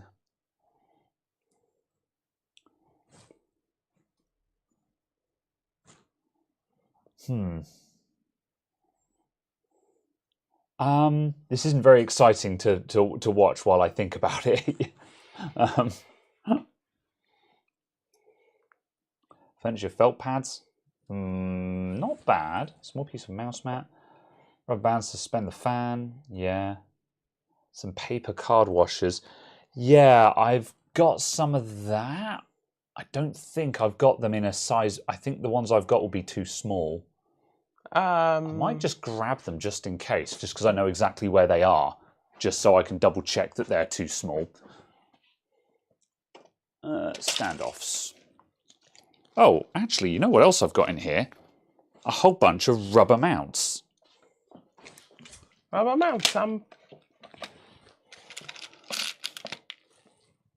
that do it? Yeah, that's what I'm thinking. So yeah, there's some paper washers in here as well, which is what I was originally looking for. But I've got these little rubber mounts. So, hang on a sec. Let's be... That turns the light off, but it doesn't kill all the power. But right, I'm just going to kill the power on this sec. And I'm just going to unplug it. Just because, yeah. Right, okay, yeah, these rubber mounts do fit across these, but yeah, stick 4 on there. So this is going to make it sit up, but we do have a little bit. It doesn't have to. Oh yeah, you could force that down. Yeah. Force them down. Okay, right, stand by. You just have to make sure, obviously, the force is applied in a straight line. Yeah. Right, so that's just sitting on there at the moment. This was screwed down, wasn't it? Yeah, I was using those ones. So what happens if I... I'm just going to get a more sensible... yes, I'm just going to get the number 1 wearer. Number 1! Make it so, number 1. Oh, I don't know where it is, so I'm just going to grab that one now. Okay. All right. Oh, yeah, that's... yeah. It also just compress them. Yeah. Which works reasonably well. Yeah, I like where this is going. And like, I don't know where they came from, but I got a lot of these rubber mounts in here. Rubber mounts are party boots.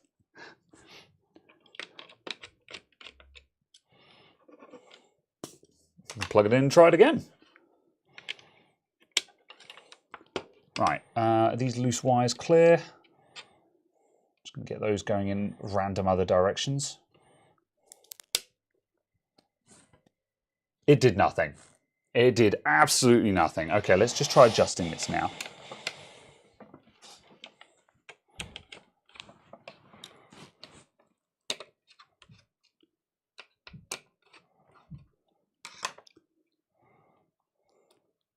Right, if I torque those to a very specific amount,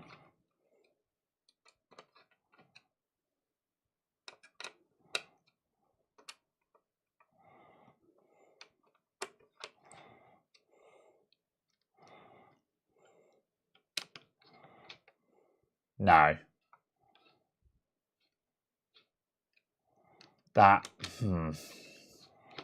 That's not quite as easy as I thought it was going to be. The fan is bad. Yeah, this is the thing. Yeah, it is just a crap fan. I'm starting to swing back in the direction of what if we just put in a not crap fan. You might have to do both, but... Well, that's just it. We did mention on how it was a very annoying noise. Actually, let's just do that. 2 posts.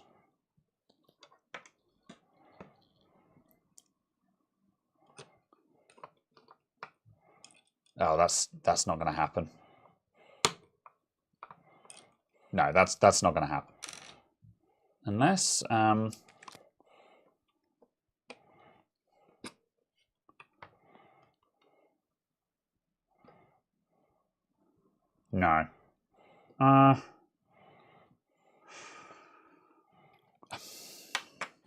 The problem is the post sticks up through the rubber mount and then it contacts the post anyway.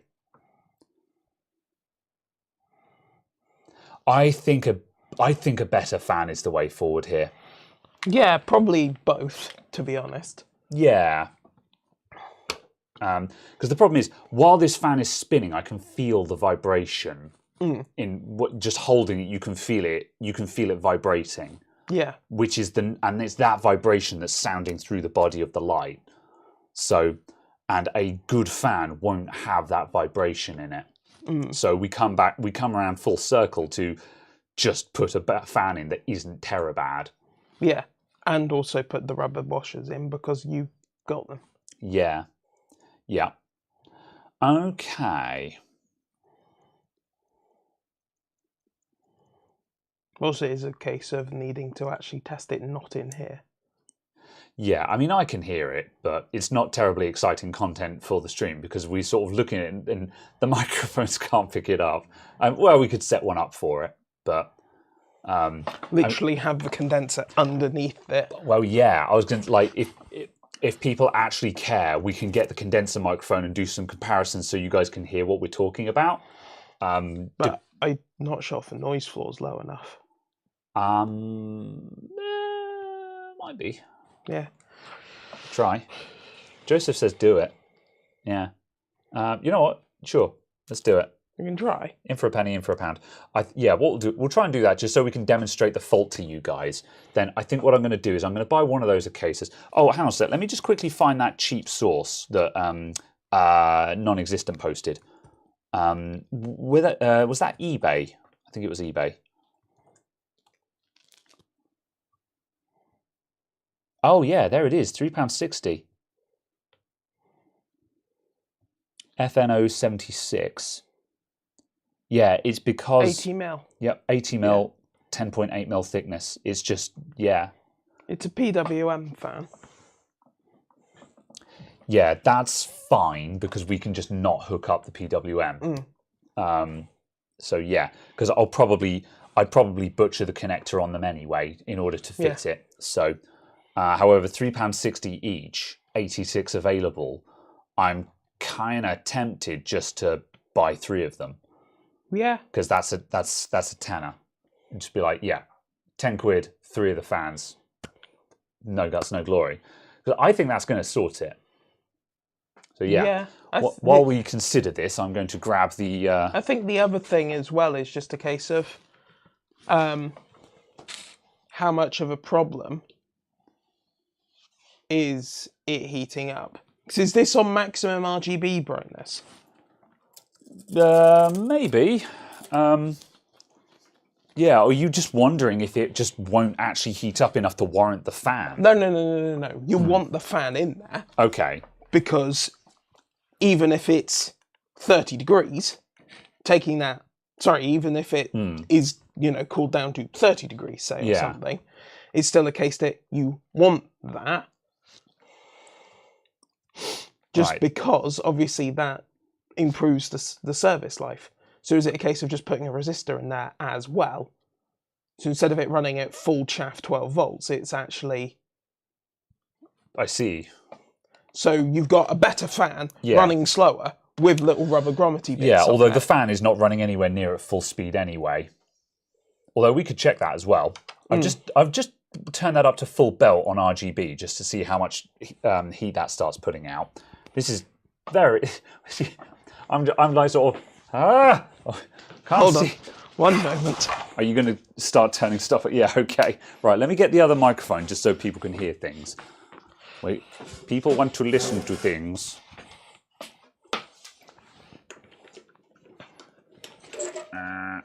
Yes. I don't know if we can do this. I don't think I've got a long microphone cable. No, I'm going to abandon that because I'm 99% certain I don't have a cable long enough. Because I need a really long USB-B cable and we don't have one. Just do it over there. Oh, we'll carry the whole shooting match over there. Just carry this over there. Can do. Yeah, just for the sake of going, look, it makes a sound. I don't think that's worth it. No, can't be bothered. Lost interest. Fine. However, I will check what this thing is actually running at. So let's plug that in again. Put that there. Plug that back in. Also a case of, obviously, the other point as well is considering what temperature it is at now, we need to consider when we're in a room that's 20 degrees warmer. Yes, true. Yeah, so there's a little bit of, I mean, it's not warm, but it's no longer at room temperature on the back of the thing. So we could hook up the white LEDs, because the white LEDs on static, we could just turn the whole thing up to full chat and just see how much heat it can actually put out. And that will start giving us impressions. However, firstly, we'll just see what voltage that is currently sitting on, because that will start giving us some impressions anyway. Yeah, absolutely. So, stab. That says Oh, interesting. That's just 12 volts. Yeah, that's somewhat what my comment was. Yeah, so it's actually a low RPM fan then. Yeah, so if we replace the fan, it will actually need some control on it. Yeah. Because it's not thermal managing the thing. Yeah. Yeah. I see. Yeah, okay. Right. A sound idea abandoned. Yeah. Look, it required effort. Let's see. Yeah, it would require an inline resistor. That's doable, but it's more complication. Yeah. On the flip side, although that does mean that because it's not variable, we don't need to worry about other speeds. We just need to get it to a agreeable speed. Yeah, and also just make sure that the resistor can be placed in the path of the air. What, to avoid the resistor heating up? Yeah. Yeah. I mean more a case of not burying it down in there or something. Just make sure it's a case of here, there. It's fine, because the air will waft over it. Yeah. That's all I meant, and not just stuff it down the back or something. Yeah. Because as I showed you, I got, 3rd-degree burns from the nocturnal one. Yeah. Yeah. Worth considering. So it was a case of, yeah. Yeah. Very good. Okay then. Fine. Right. However, okay, so I think what we'll do then is there's a tiny bit of warmth in there. Yeah, starting to, isn't it? And like you can put your hand on the back, and the plate is tepid. Yeah. Fine. Have we gleaned all the knowledge we can from this? I think mostly. Yeah. Okay. I'm going to put it back together then. In that case, I think. Yes. I don't think there's anything more to learn from this right now. So. All right, the batteries in this have actually run out now, so yeah.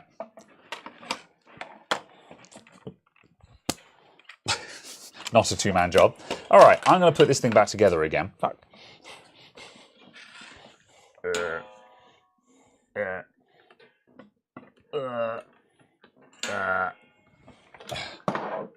Okay. There we go. Oof. God. The Bock fan is well and truly goosed, isn't it? It's well and truly bocked. Yeah. Okay, right. Cool. Focus. Right. So I'm going to put this thing back together again, because there's nothing more to learn here. And I will buy. I'll buy a couple of those. I'll buy a couple of those Acas fans. I'll get 2 of them for now. They're widely available, so we can buy more if it goes well. And then we can proceed from there. So I'll put this guy back in, put this back together again. Right. Ah, I thought I'd broken the light. I see. Oh no! Could stick a pot on the fan. Yeah, that would be a good Oh, it's way a cable to do it. okay. So yeah, oil it. No, oil is not going to help. It's not a bad bearing. It's just a bad fan. It's a bad. It is not particularly centered. Yeah, a DC fan has got a number of coils in it that push the fan around, and a cheap fan will only have like 2 coils in. So the rotor has to do like a certain number of degrees of rotation before it gets another push, and this has only got a couple of poles in it. So the rotor is going a really long way before it gets the next push. So it's going boop, boop, boop, boop, boop, boop, boop, boop, and that's what's making the rattling noise. Whereas a good quality fan with many poles in it is getting lots of small pushes, so it runs quietly. And so oiling it isn't going to solve that problem. So yeah, that's the thing. It's also a case of just it didn't seem entirely centered. Yeah, it was bad from the factory. So if it was if it was loose or the bearing was loose or something like that, absolutely oiling it might help. But that's not the problem this fan has. So oiling it isn't actually going to solve anything. That's the issue there. So yeah. Anyway, okay, let's put this back together again now. At the very least, I'm going to try a different fan first and see what that does. I need le soldering iron and le batterie. Fine. And the solder? No, just reblob it in. It'll be fine. She'll be all right. She'll be right, mate.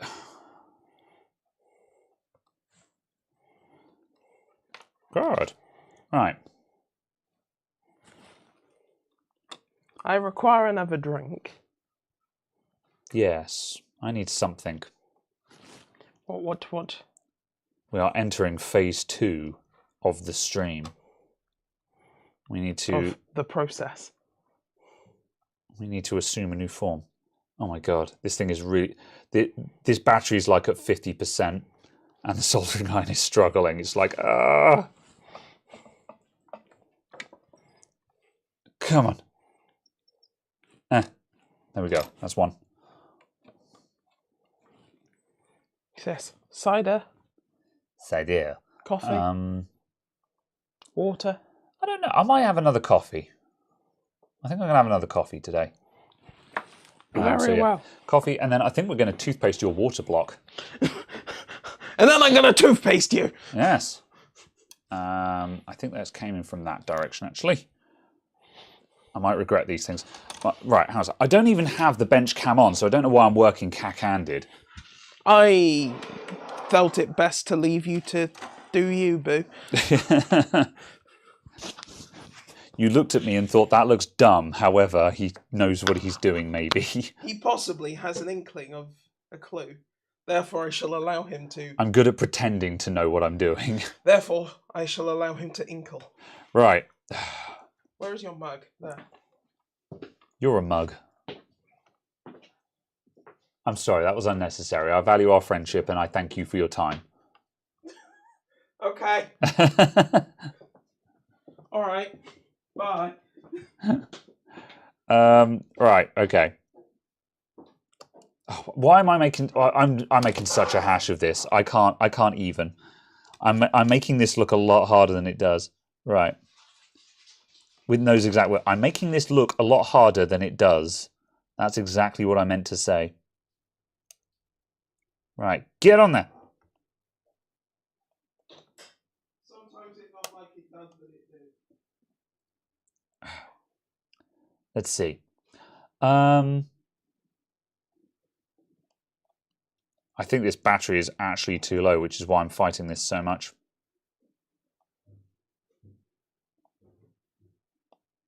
Come on, battery. I believe in you. You need a glorious 25-volt battery. Heckin' heck. Actually, yes. I actually need to get more power for this iron right now. This battery doesn't have the grunt. Like a well. Lenovo charger. Yes, I will. If that battery were charged, it would be able to do it, but that battery, I think, is at like 40 or 50%.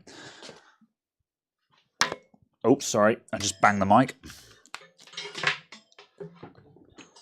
All right, 20-volt Type-C, let's go.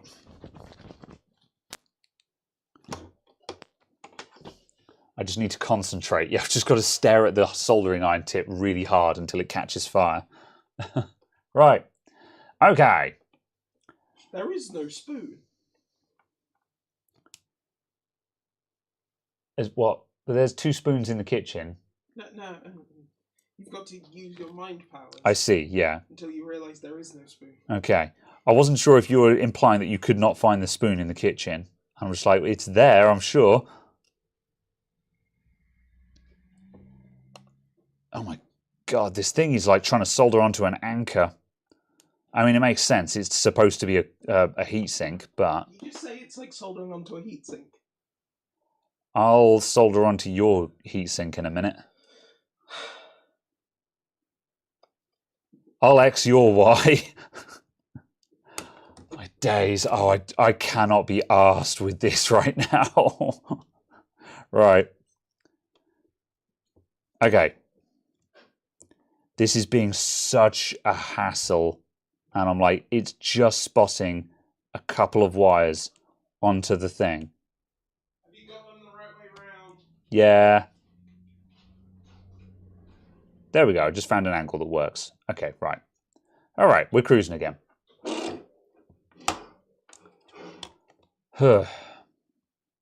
Warm it with hot air. Yeah, well, then I've got to take it over to the other bench. You know, this is one of those cases where, like, you're trying to do it quickly and easily, and that means you're doing it a bad way, and that's why everything is a hassle. Right.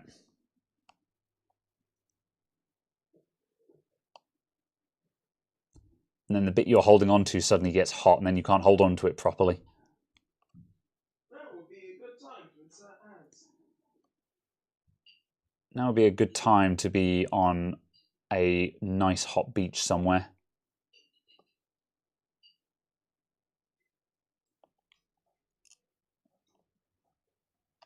All right, that is the worst soldering ever, perhaps in the history of soldering ever. However, it's on, and I know I'm going to take this one apart again, so I'm not going to bother doing a really nice job of it. Quality content. Right, let's put this back in. Around there, maybe? Nope. Oh, this thing's like a puzzle piece. I've got to figure out how this goes back in now. How about there?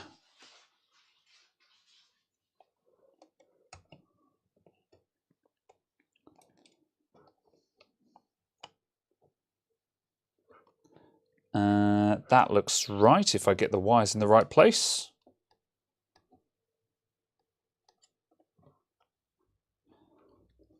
Okay, right, hang on a sec. I'm going to read through chat so I can talk about something instead of sitting here in silence, fumbling with something.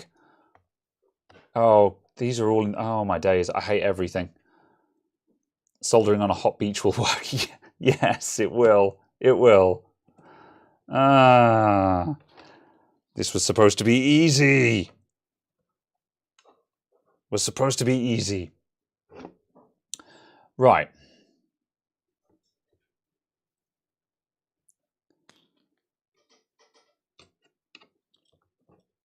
Almost there.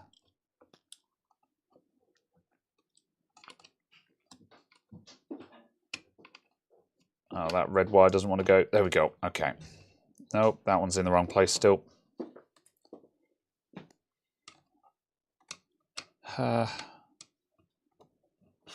I'm tired. Okay, it's on. I'm not tired anymore because I'm winning. Right, okay. I didn't fall asleep until like 3 this morning. I've been staying up late quite a few nights this week, and it's catching up with me. Thankfully, it is now the weekend, so I can stay up late and it won't matter. However, yeah. I don't know what it was. Just a few nights this week, it was just late at night, and I was just like, you know, that mood where you're like, I'm tired, but I don't want to go to sleep. You know, like you're not even doing anything that interesting. You're just not in the mood to go to bed.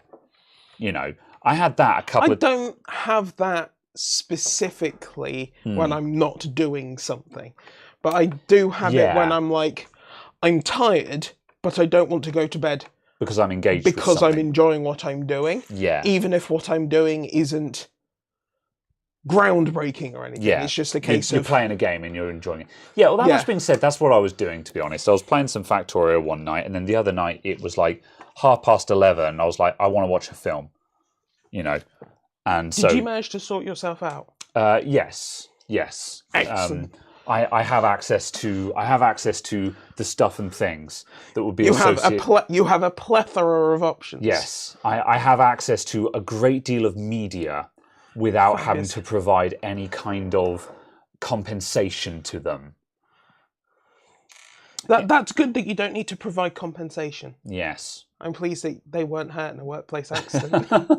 I'm not providing any form of exchange for access to this vast swath of media. So now when I want to watch a movie, I can just go and acquire it within a very short space of time. I can now just go and watch it! Yes. Instead of having to find the service it's on. And then pay a bloody another monthly service for that particular service. I've started torrenting things again. Imagine having to service your services. And while it's a hassle to torrent things these days when you're on a modern ISP because they block everything, there are means and ways, and I now have access to them. We have ways of making it stop. Well, I mean... oh my God, Vicar. This is a bloody puzzle as well. Right. Why can't I put the circle in the circle? All of the little notches are at very specific points, so it only fits on at one clock angle, if you see what I mean. Why does this circle not fit this circle? I think I've got it right now, but now the thing is in the thing, and... The thing!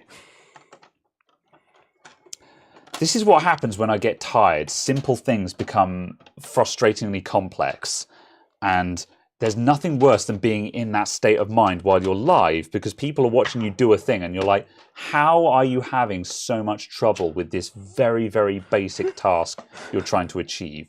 It's like watching someone trying to push a triangle shape through a square hole. It's like... And here's today's sponsor, NordVPN. They allow you to access services in other locations. Also, I think, hang on a sec, does this actually clip in here? Because the diffusion plate is now doing me a concern. Oh, now I've just lost what the angle was. Are you sure it goes on that side and doesn't go like that? Then it would just fall off the front. Oh, I see. I thought it went on under those lips. No. I didn't realise. No. However, I'm going to take one more attempt at this, and if I don't get it right, I'm going to give it to you and say, you do this, please, because I've just lost my ability to even. Oh, dear. Right. Okay. Bam, bam. The screw holes line up. What I need is for this to be in here and be centered. Oh, but it doesn't quite... Yeah, it doesn't actually slot in. That's why it's such a bloody nightmare. Right. Is that going to be the right angle? No. So I shall rotate.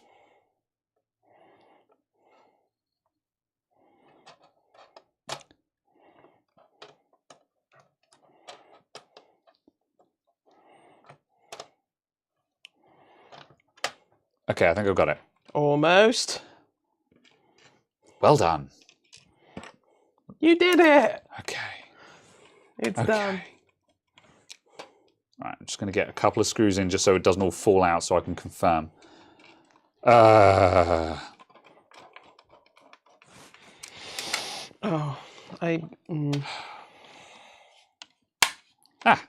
Good. Okay. Satisfying click. Good. All right. You know, you have that moment where you're like, I know I did a thing, and I am certain I have done it, but I have the doubt that I did not do it. I see. I was like, I must check that I have done the thing. That is not fitted in a satisfactory manner. However, again, we're going to take this thing apart again anyway when the new fan shows up. So also, brute force and violence.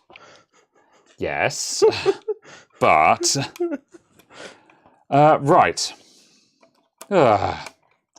Well, Chunky Chunk says, "What are your plans for the holidays?"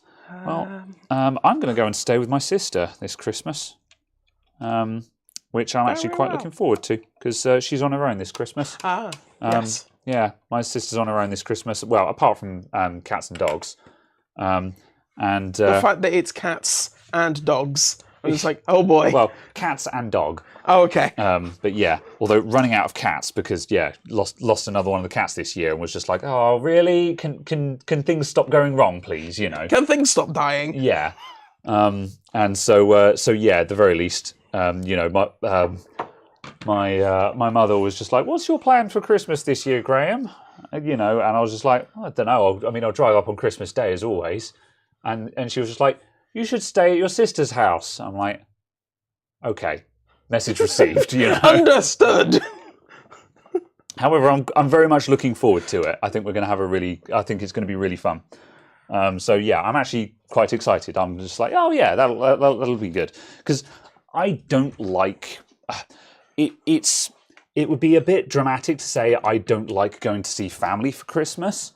However, I get very worn out spending like 4 or 5 days of visiting family consecutively over the Christmas week. You know, like by the 3rd or the 4th day, I'm like, I'm sick of this and I want to go home. You know, it's not that I don't like my family, but by the end of day 2, my social batteries are empty, and I'm like, I'd rather just be at home in front of my computer right now. You know, so yeah. However, I think this will work out nicely. Right. So, what are you going up for a week? I don't know why I'm staring into this really bright light. It works. I'm searching for an answer. Also, it's oddly mesmerising. So yeah. You said the same thing about the bloody Rafe Max caller, didn't you? Yes, I did. Like, oh yes. Oh, that was illegal. There were too many caps. Sorry, Duncanny. About cake? I don't know. I don't know. Anyway. I've lost. Oh, I need to drink this bloody coffee. I'm Christmas. actually Christmas. I'm looking forward to Christmas. Do you have any specific plans for Christmas? Oh yeah. No, I'm probably going up. I'm probably going up on Christmas Eve. So I will be driving home for Christmas, and then I shall probably be back a couple of days later. So yeah, it won't be a whole Have you week. replaced your tyres? Yeah. Okay. I've got good tyres now. Well, last year I didn't. I was on the old tyres, and last Christmas when it was frosty on my old tyres, the car was actually a little bit scary. I was just, I was like, I know they're low, but this is ridiculous kind of thing. However, now I have the Goodyear Eagle F1s, so yeah, no Excellent. fear. Yes. I have no specific plans for Christmas. I'm waiting to be told what my plans are. I see. I dislike between the 24th of December and the 4th, 5th of January. Yeah. Because it is a period of time where talking to people is apparently illegal. And doing things is apparently illegal.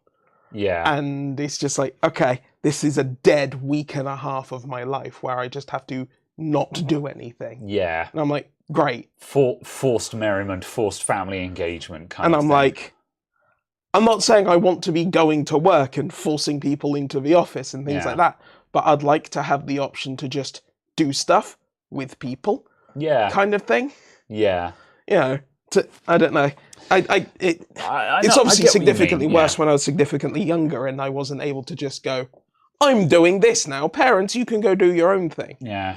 But obviously it's still a case of that was ingrained into me for many years of just a case of you're not allowed to phone people, you're not allowed to look at them, you're not allowed to exist in the earshot or eyesight of other people.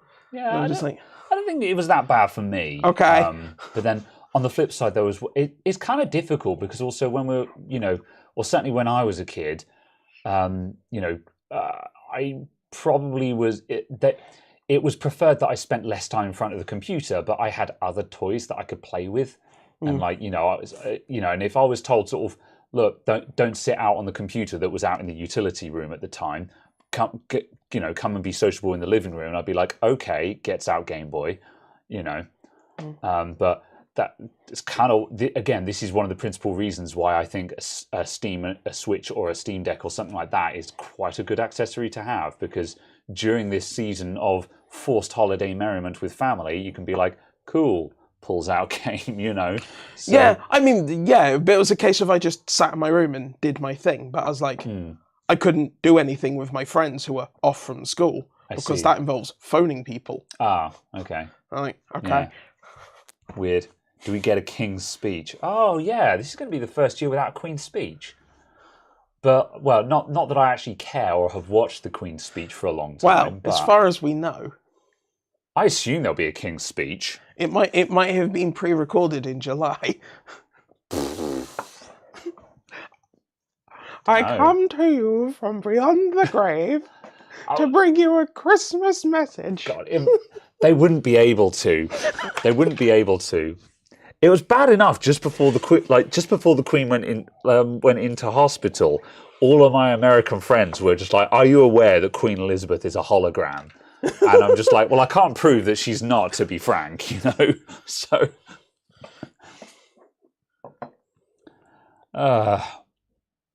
right. I'm gonna turn up like Stan Lee, just a random cameo opening the door. The suit always fits. Deep fake the Queen. Oh, blimey. The end of the Queen's Speech was the original sign to open presents. Yeah, big same, Quentin Stevens. That's the thing. Is like I haven't cared about the Queen's Speech for a very long time. But when I was growing up as a kid, we couldn't open presents until after the Queen's Speech. That was a thing. So yeah, you had to sit through the Queen's Speech, and she would waffle on about stuff that we didn't care about as kids. And then as soon as that was over, it was just like, time for presents. I don't think I've ever not been eating during the Queen's Speech, like actually sat down meal. Yeah, Christmas probably. Lunch or whatever. I think we generally sort of planned around it. We'd probably get a couple of presents in the morning, I think, but like main present opening was after Queen's Speech. So yeah. Yeah. I was always the one. I was always the one who, we were at family events and stuff. They're like, "Do you want to open presents?" I'm like, "No." Really? There is nothing in this pile of stuff that I want. Oh. I already have the things that I want. I'm already playing on them, using them, what have you. That happened months ago because there are no technology releases that happen December 30th or, December 15th. Yeah. Yeah, well, that's just it. Because we're kind of the same generation, but also sufficiently. Yeah, we're just far enough apart that your childhood would have been heavily technology focused, whereas mine wasn't really. Yeah. I wasn't really thinking in the same sense until I was already an adult, and the Christmas magic was already gone by that point. But yeah, like when I was a kid, I was looking forward to opening up presents because there'd be a Meccano set in there, Yeah, absolutely. So, but it's also a case I was like, but I already have literally a crate of Meccano upstairs. I guess, yeah. It was the fact of, because I was like the youngest one, I was the youngest child of all of the extended family. Yeah. Everything just ended up being given to me at random times in the year, and I was just like, yeah. I have nothing to look forward to for Christmas because it was given to me in June, sort of thing. So it was just, Yeah. Christmas has always seemed like a very weird time of year for me. Yeah. Because it's just been like, yay. Yeah, that's fair. Yeah. It's better as an adult.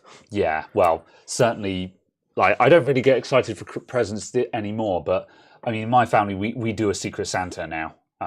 Immediate family, Secret Santa, so we only have to buy gifts for one person. Spending limit is 40 quid, and we all have a Google Doc. There's one Google Doc that we all have access to, and with our names on it, and you go on the Google Doc and you put in what you want with links to where to get it from. And whoever has your Secret Santa then buys a selection of stuff from that list up to the value of 40 quid. And there's a couple of rules: not allowed to have that, no vouchers allowed, and don't put one thing that's worth 40 quid on there. You've got to provide a couple of things, Or failing that, I mean, you can put one thing worth 40 quid on there if you want, but your Christmas is going to be a bit crap because you'll open it and be like, cool. And that's the end of your Christmas kind of thing. But even then, it's still hard. You know, I spend hours trawling through Amazon looking for stuff where I'm like, this is something I would like, but I don't want it badly enough that I've already purchased it, and it's cheap enough that it could actually go onto the list. So, yeah, it's actually still legitimately difficult. Yeah, I don't know. It feels like an odd concept just because the fact of just buying stuff for yourself is a thing during the course of the year. Yeah, we do this because the only other alternative is just to do a no gift pact. And we're just like, we don't really want it. Like, we've got a no gift pact with the extended family already. You know, grandparents and stuff like that have just been like, we're old, we're retired, we have everything we want. Yeah. No gifts.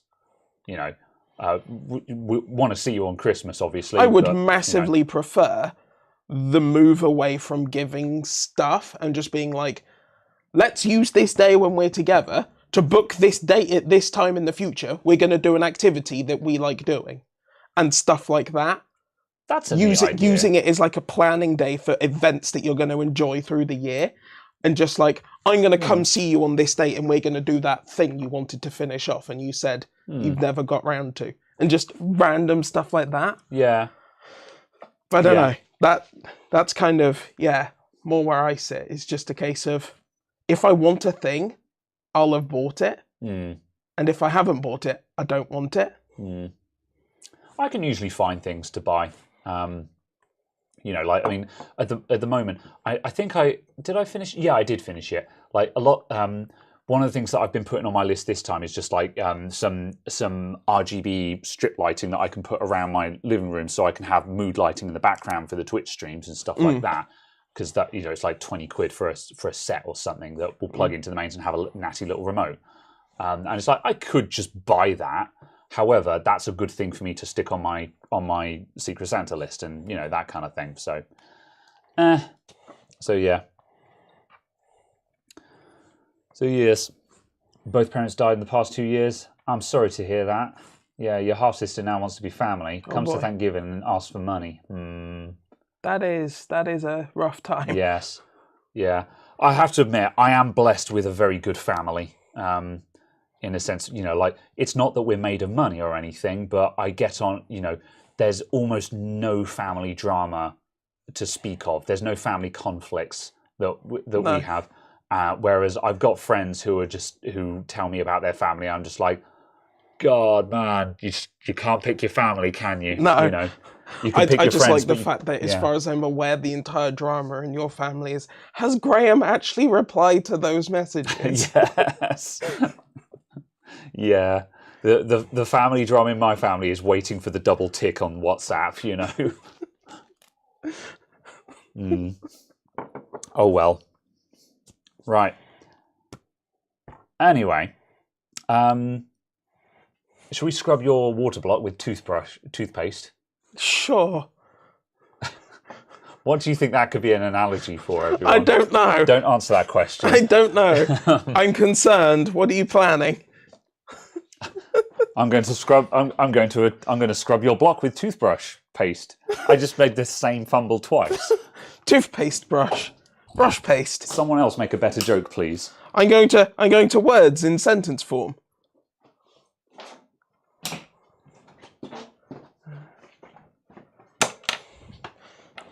It's a new one. Yeah.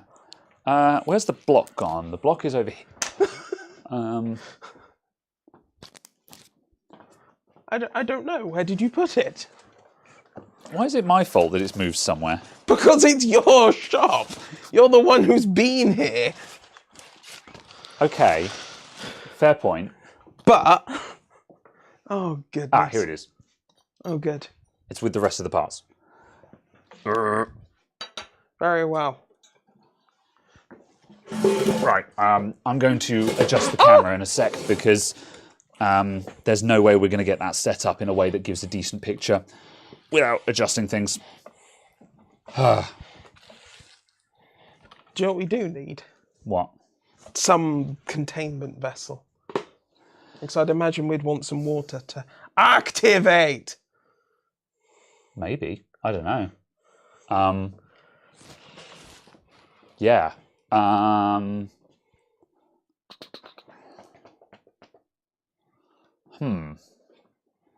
What about... Is it really Graham's shop, though? It's our shop. Da, da, da, da, da, da, da, da, da. I guess it depends on how much you donate.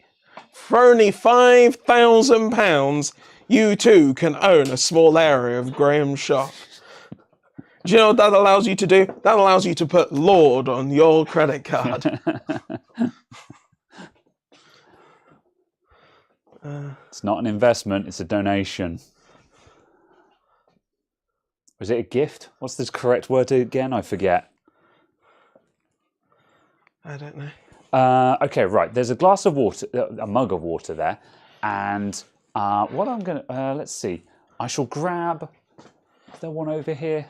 I've already stolen it recently, put it somewhere else. I had the back of a MacBook Pro that was a very suitable thing, and I think it will be suitable for this thing as well. I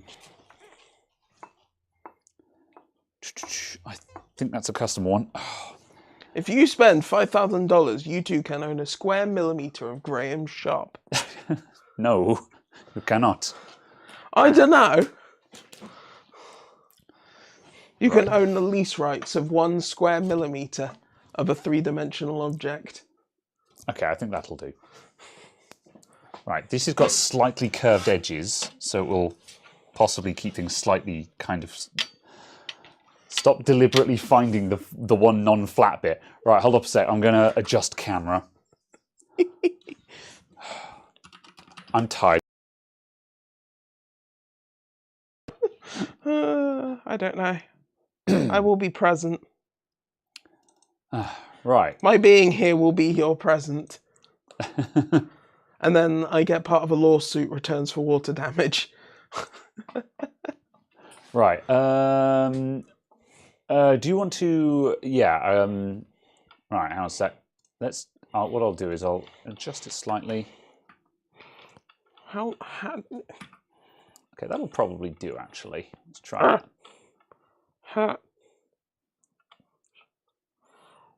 Just trying to get the... Okay, we're off 90 degrees field of view, which is the important thing that I needed to change. I can fix the focus from here. However, what I can't do is change the field of view, and the field of view was set to 90 degrees. You're on. I'm getting cold as well, which I think is also making me tired. Now would be a good time to insert ads. No. Anything but this. All right. The FOV on the Brio is literally just digital zoom. Yes, however, when you go to 90 degrees, you get curving around the edges. So you don't actually want to be at 90 degrees unless you desperately need it, and there are certain times where I actually need it. Barrel distortion? Is that what it's called? Yeah, or slight fisheye, or, you know. Yeah. Right, focus. Can't tell if it's out of focus or I've got cataracts. Yeah. Right. Oh my God. This setup is terrible. I need to figure out a better way of doing this. Right, configure video. Actually, could you keep your hand flat on the table? I was going to say, it's very much focused here. Yeah, we're way too close, aren't we? Right, let's come all the way up to there.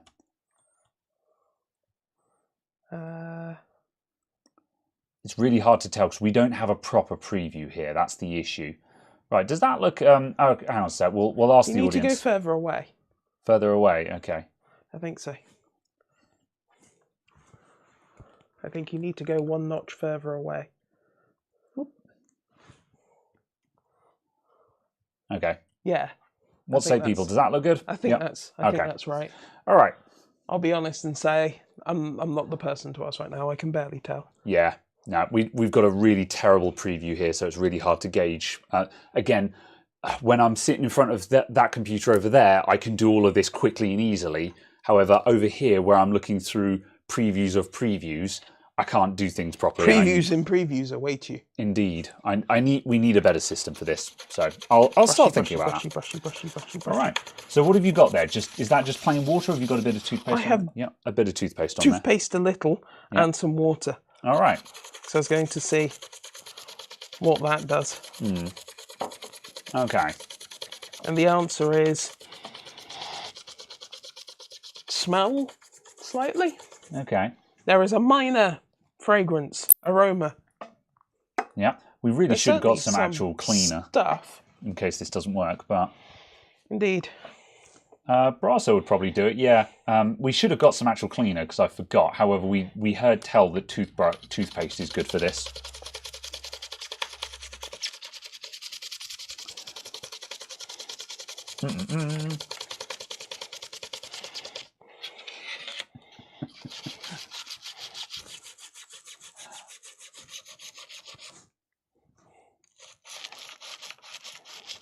Vinegar. Yeah, we didn't get anything else because we're stupid. So.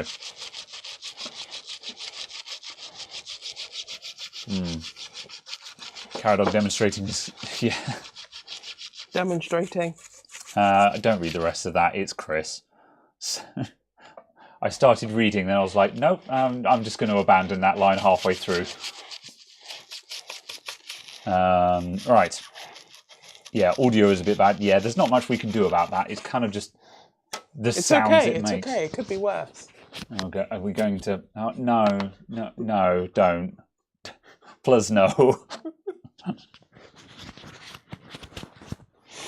Okay. Right. It's certainly doing something because that's not... Yeah, I mean, if you're getting... Yeah, there's dirt. That's not white. Yeah, there's dirt coming onto the brush. There's stuff coming off. So, maybe?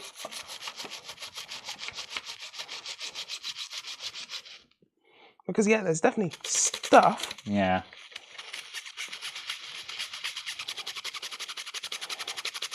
Ah.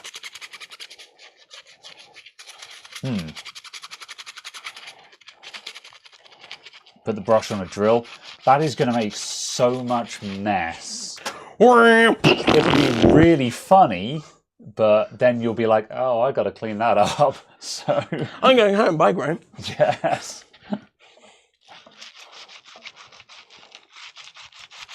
This is what OCD looks like on stream. Oh no. Corduroy pants from the 70s. Yes.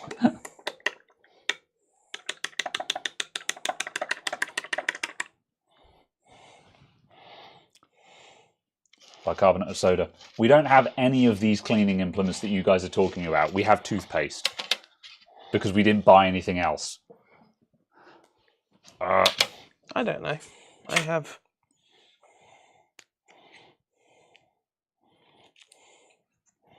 Yeah.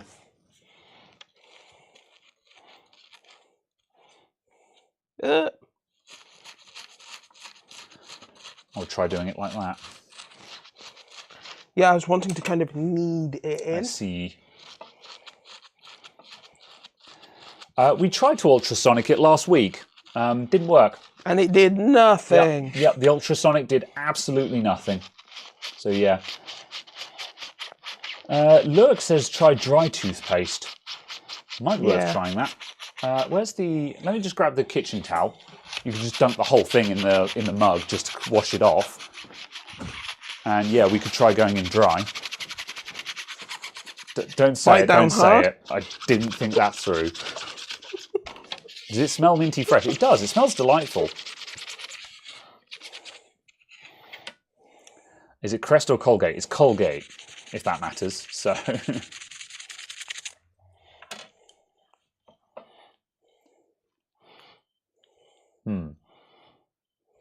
Yeah, give it a dump. Let's try dry.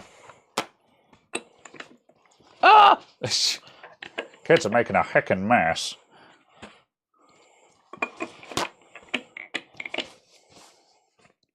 We have no idea what we're doing if it's not apparently obvious.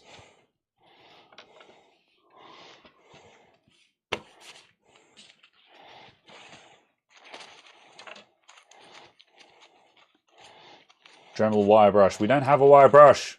We have toothpaste and a toothbrush. What Dremel attachments have you got in your multi-Dremel attachment kit? Well, actually, we do have a wire brush on there. I doubt... Let me just check what the wire brush is. I'll be astonished if it's fine enough for that. Yeah, that's my kind of thought. It's just the fact that it won't be actually fine enough.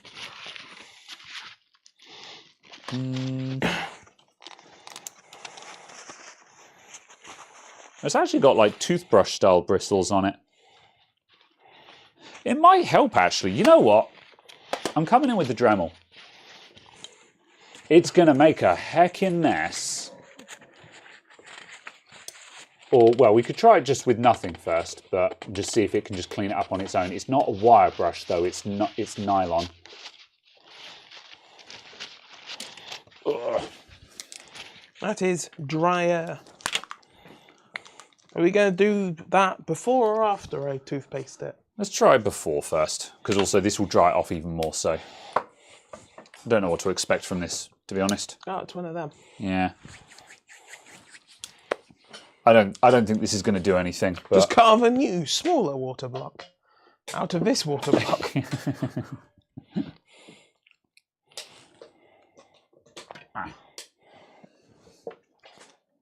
All right. How much noise does this make? Quite a lot. I'm going to mute for a sec.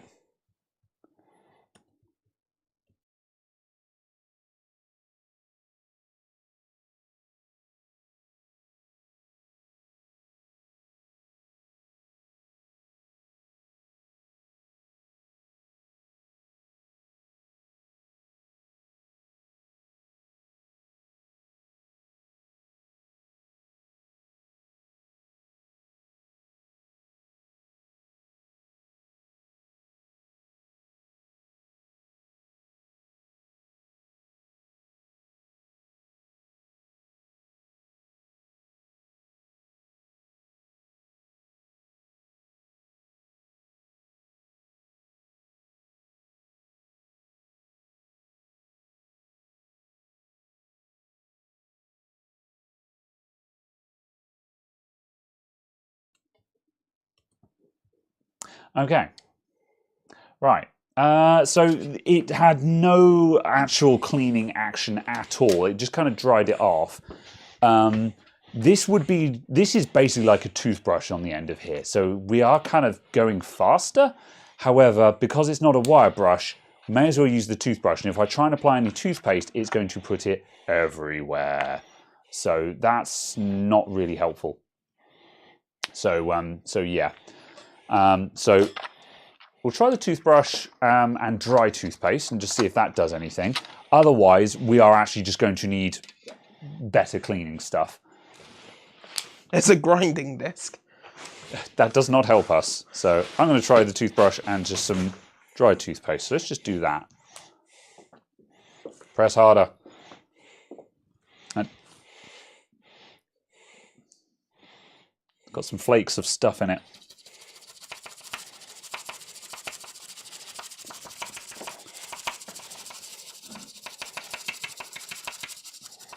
Yeah, no, this is not strong enough.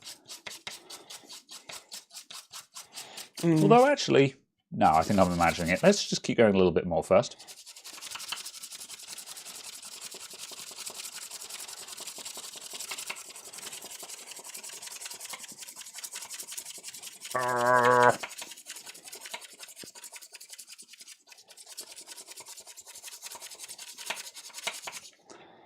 Right, the dip. Ah, I made the same mistake that Caradog did. Oh wow, that's going to be really awkward to clean up now. Unless... Can't see what I'm doing. That worked. I don't think it made any difference at all. Right, on account that I can't tell which side I was doing, yeah, no.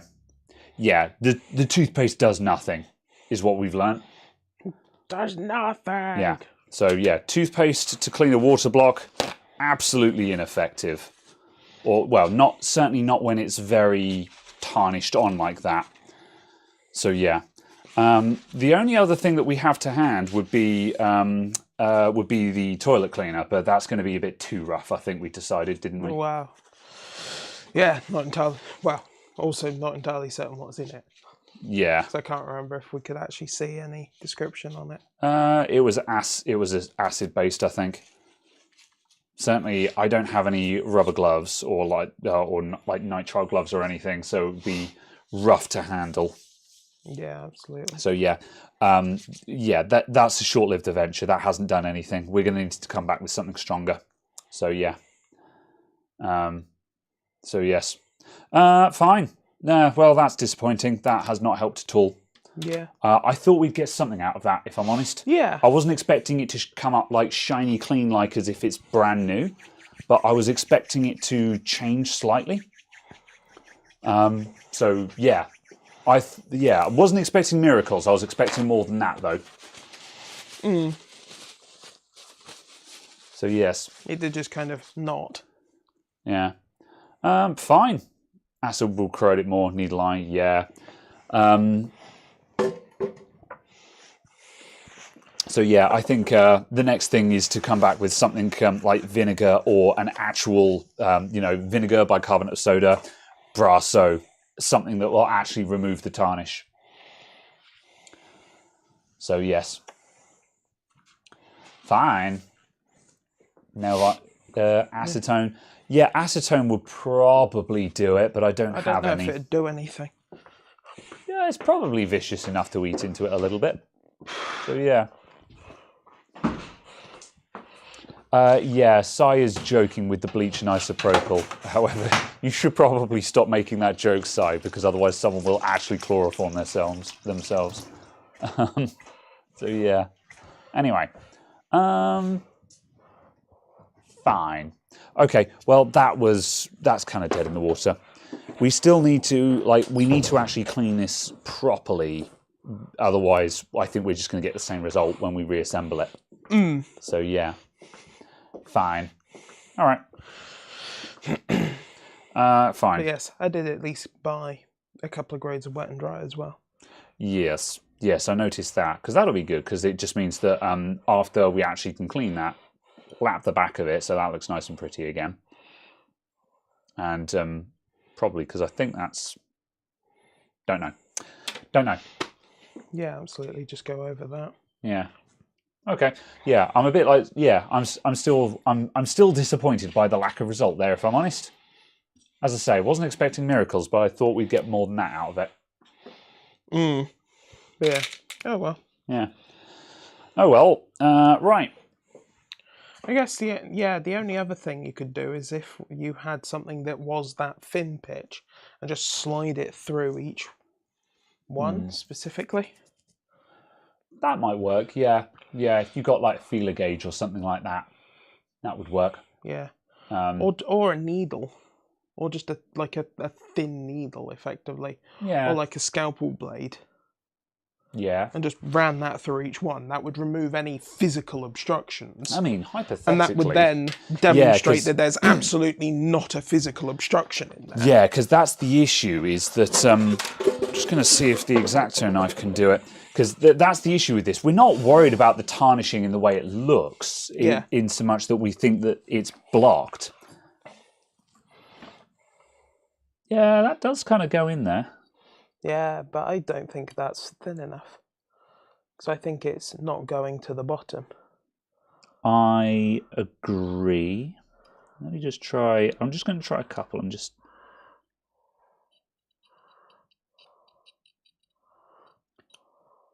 Because it's certainly pulling something up, but it's just a case of, I don't think it's actually thin enough.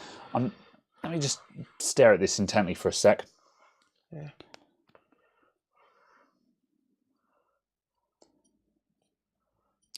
You can push it down to the bottom. I'm just trying to get it through gently enough so I can actually just see if it's pulling any schmutz through with it. It's hard to tell. Yeah. Even still, it's... I mean... yeah, no, I think that's working.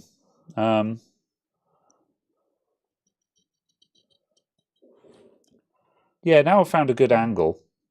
Maybe. I think it's wrecking the blade, but I don't care about that. I've got spares. Yeah. That almost felt like there was resistance halfway along that time. Yeah, it's difficult to tell.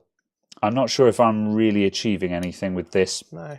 I think you'd have to do it under the microscope. Yeah, although the microscope has difficulty seeing into those gaps, or in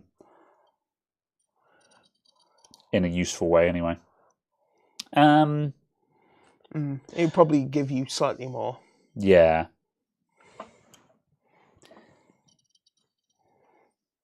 Yeah. Also, though, I think, like, because the layer of oxidization is not helping it, and I think there's not one single problem with this block. It's just old and just needs refurbishing, and the method to refurbish it would certainly start with using some kind of high abrasive just to get back down to bare copper again, basically. Yeah, but then obviously the comment on that I say high abrasive, but... Yeah, the only issue on that is, of course, the fact that if you do that, it will just tarnish again. Instantly corrode. Yeah.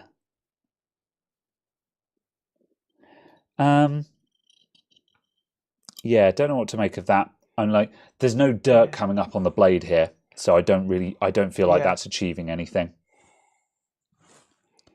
But it's really hard to tell. Because I can drag it through each fin in a satisfying way. But yeah. Yeah. Electrolysis. Because obviously you use that to clean off rust and stuff.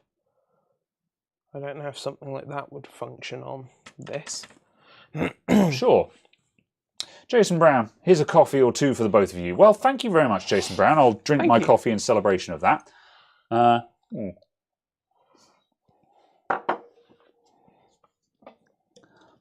Laser from a plane.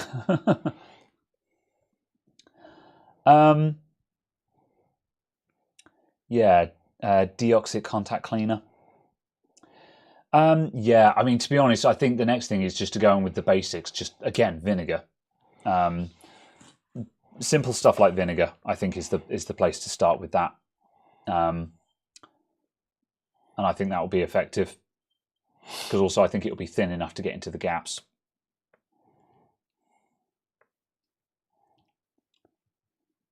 Yeah. There's something wrong with the pump.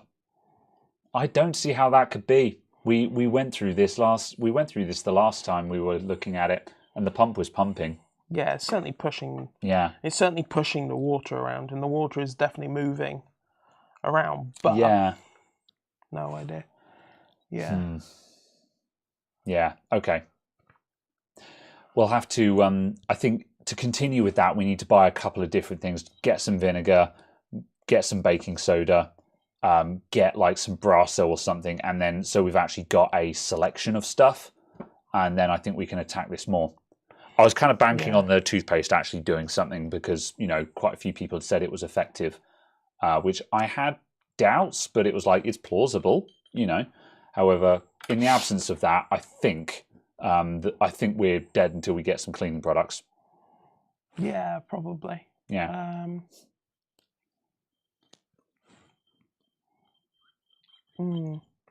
I don't know. Because it's a case of just the way that it fails. I wouldn't have expected it to fail like that if it was the pump. Just because obviously there's the water in there and the water was moving, even if it was moving slowly. Yeah. It would just be a case that the performance wouldn't be good. It wouldn't overheat in like 2 seconds. No. Yeah, because it was actually like sort of no cooling kind of problem, wasn't it? Yeah. Well, that much being said, did we actually do a test where we ran the pump up and actually observed the flow out of the pump, where we're just like, look, there's water coming out of this pipe, kind of thing? Not explicitly. Yeah. But obviously we did that with the tubes on because it pumped the water up into the radiator, round the radiator, and down and out the radiator. It was able to cycle the water, so the pump is... Yeah. So it's a case of, at the very least, the water is moving. It might be moving slowly, but it's still moving, and it was a case that just, it was the fact that it overheated in like a second, and I'm just like... No, I agree with that. Some flow would have avoided that, I would have expected, but Yeah. I will...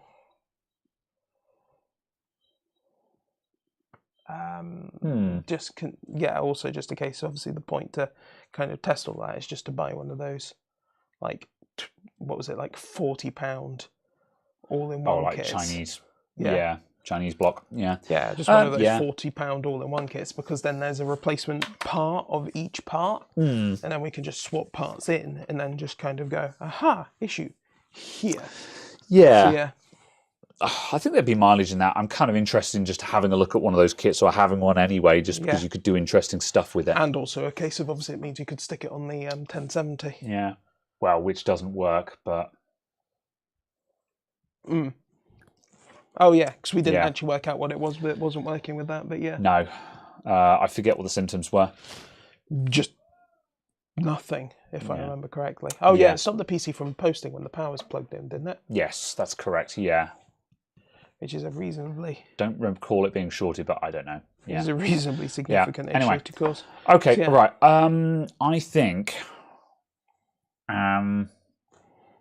I'm almost tempted to wrap up today, because this is a bit of a bust. We're coming up to 3 hours, and I've kind of crashed, if I'm honest. So unless you've got any thoughts on stuff to look at... No, not specifically. Yeah, I was just gonna... Yeah. I think the next step as well with this is just buying one of those cheap all-in-one kits. Well, not all-in-ones, but kits which contain all the parts that were a cheap Chinese water cooling kit, 50 quid or something silly like that. Yeah. Get one of them. Because then we can start swapping parts out without a high investment. Yeah, exactly. Yeah. And also just see what parts are on like the Alpha Cool C Stock website, just because it doesn't matter if they're beat up as long as they function. Yes. And then they can at least sort of prove. I would like to have a selection of water cooling stuff kicking around just for when we're messing with stuff. Yeah, absolutely. That 1070 doesn't work, but the next time we've got a card that is water blocked, or we've got anything else, we can be like, lol, put water cooling on it. You know? Absolutely. And the other thing that would be nice is to work out a configuration that is mountable onto a bench like that. Yeah. Just so obviously it doesn't need to go in a case. Yeah. Yeah, that makes sense. Because if that's how it's going to get used, it would be useful for it to be in a setup that would fit on something like that. Yeah, there would be. Yeah, there'd be plenty of value in that. Also, because again, the point of having that test bench there is because like I wanted to be able to bolt like an AIO or something to that test bench just so we could just put a board on there and be like water cooling, Yeah. So absolutely. Yes. Also, the other thing as well is needing to actually have pump mounts. So I don't actually have a proper mount for that. No. Yeah. So just need to actually get one of them anyway. Yes. Yep. Yeah, because we fashioned that one last time because we didn't have it and we wanted to get it done in the same day. Yeah, so, absolutely. So I'll need to grab one of them and then I will actually be able to mount that. Just actually mount the pump rights combo onto the radiator. Yeah. And then obviously that makes it just one unit as opposed to 4 sort of thing. Yep, that makes sense. Yep, that's fair. So doing that. Non-existent says, are you going to make a video about retrofitting the fan to the RGB light? Yeah, I mean, we'll probably bring it back onto the podcast. I don't think I'll do it as a mainline video, but we'll probably, I'll bring, where's it even, oh, it's in front of me. Yeah, I'm going to order a couple of those Acacia fans. Acacia. I'm going to order a couple of those fans and once I've got them, I'm not signed in. Yeah, fine. I'll do that. I'll do that when I'm not incognito in a minute. Yeah. I'm going to order a couple of those fans, and then when they're in stock, we'll bring it back onto the podcast, and it'll probably be in the title. Will be like, oh, carrying on with the fan mod, with the light modding or something like that, and we will see it again. Because although we didn't get this done today, I still think there's interest in that. We have confirmed that indeed the fan is just junk.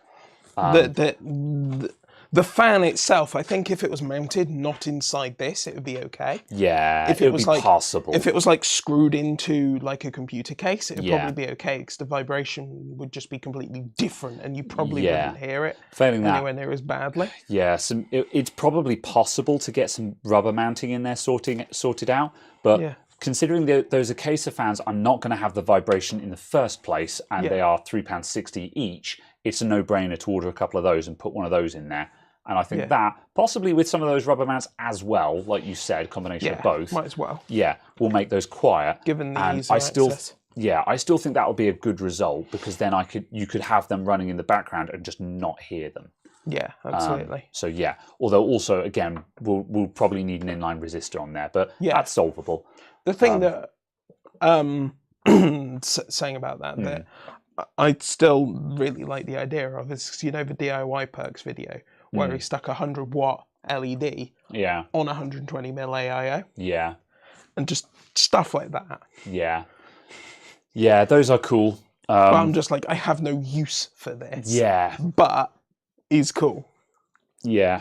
Also, like, this is the thing. One of the things I also love about like these Neewer key lights is they're so convenient. You know, you stick it on the stand, you put it where you want it. They're incredibly convenient, and if you do any kind of rigged or custom lighting, it's very difficult to actually mount up somewhere. Yeah. So yeah. Good. And just actually having one there, so we're better leveled. Yeah. Cool. Right. Very well. I'm cold and tired. I believe we are going to call that it. Yes. Yeah. So yeah. Okay. Well, at least this is it. at least we had a good look at this. Absolutely. Kind of ran out of steam after looking at that, I'm afraid. So sorry for the low energy stream, everyone. But yeah, that's just how it be sometimes. Yeah, that's right. And then I'll look at AliExpress bits. Yeah. Fair enough. Right. Thanks for tuning in, everyone. So yeah, we will be back soon. We'll be back next week with something else. I'll order those. I mean, they might come during the week.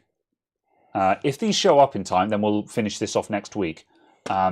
If they don't, then we'll find something else to look at. Yeah, absolutely. There's always stuff. I need to actually start making a list, because I keep spotting stuff around the shop going, oh, that's something that we can look at on the podcast. And I need to actually start adding it to a list. So when we're sort of going, what are we going to look at?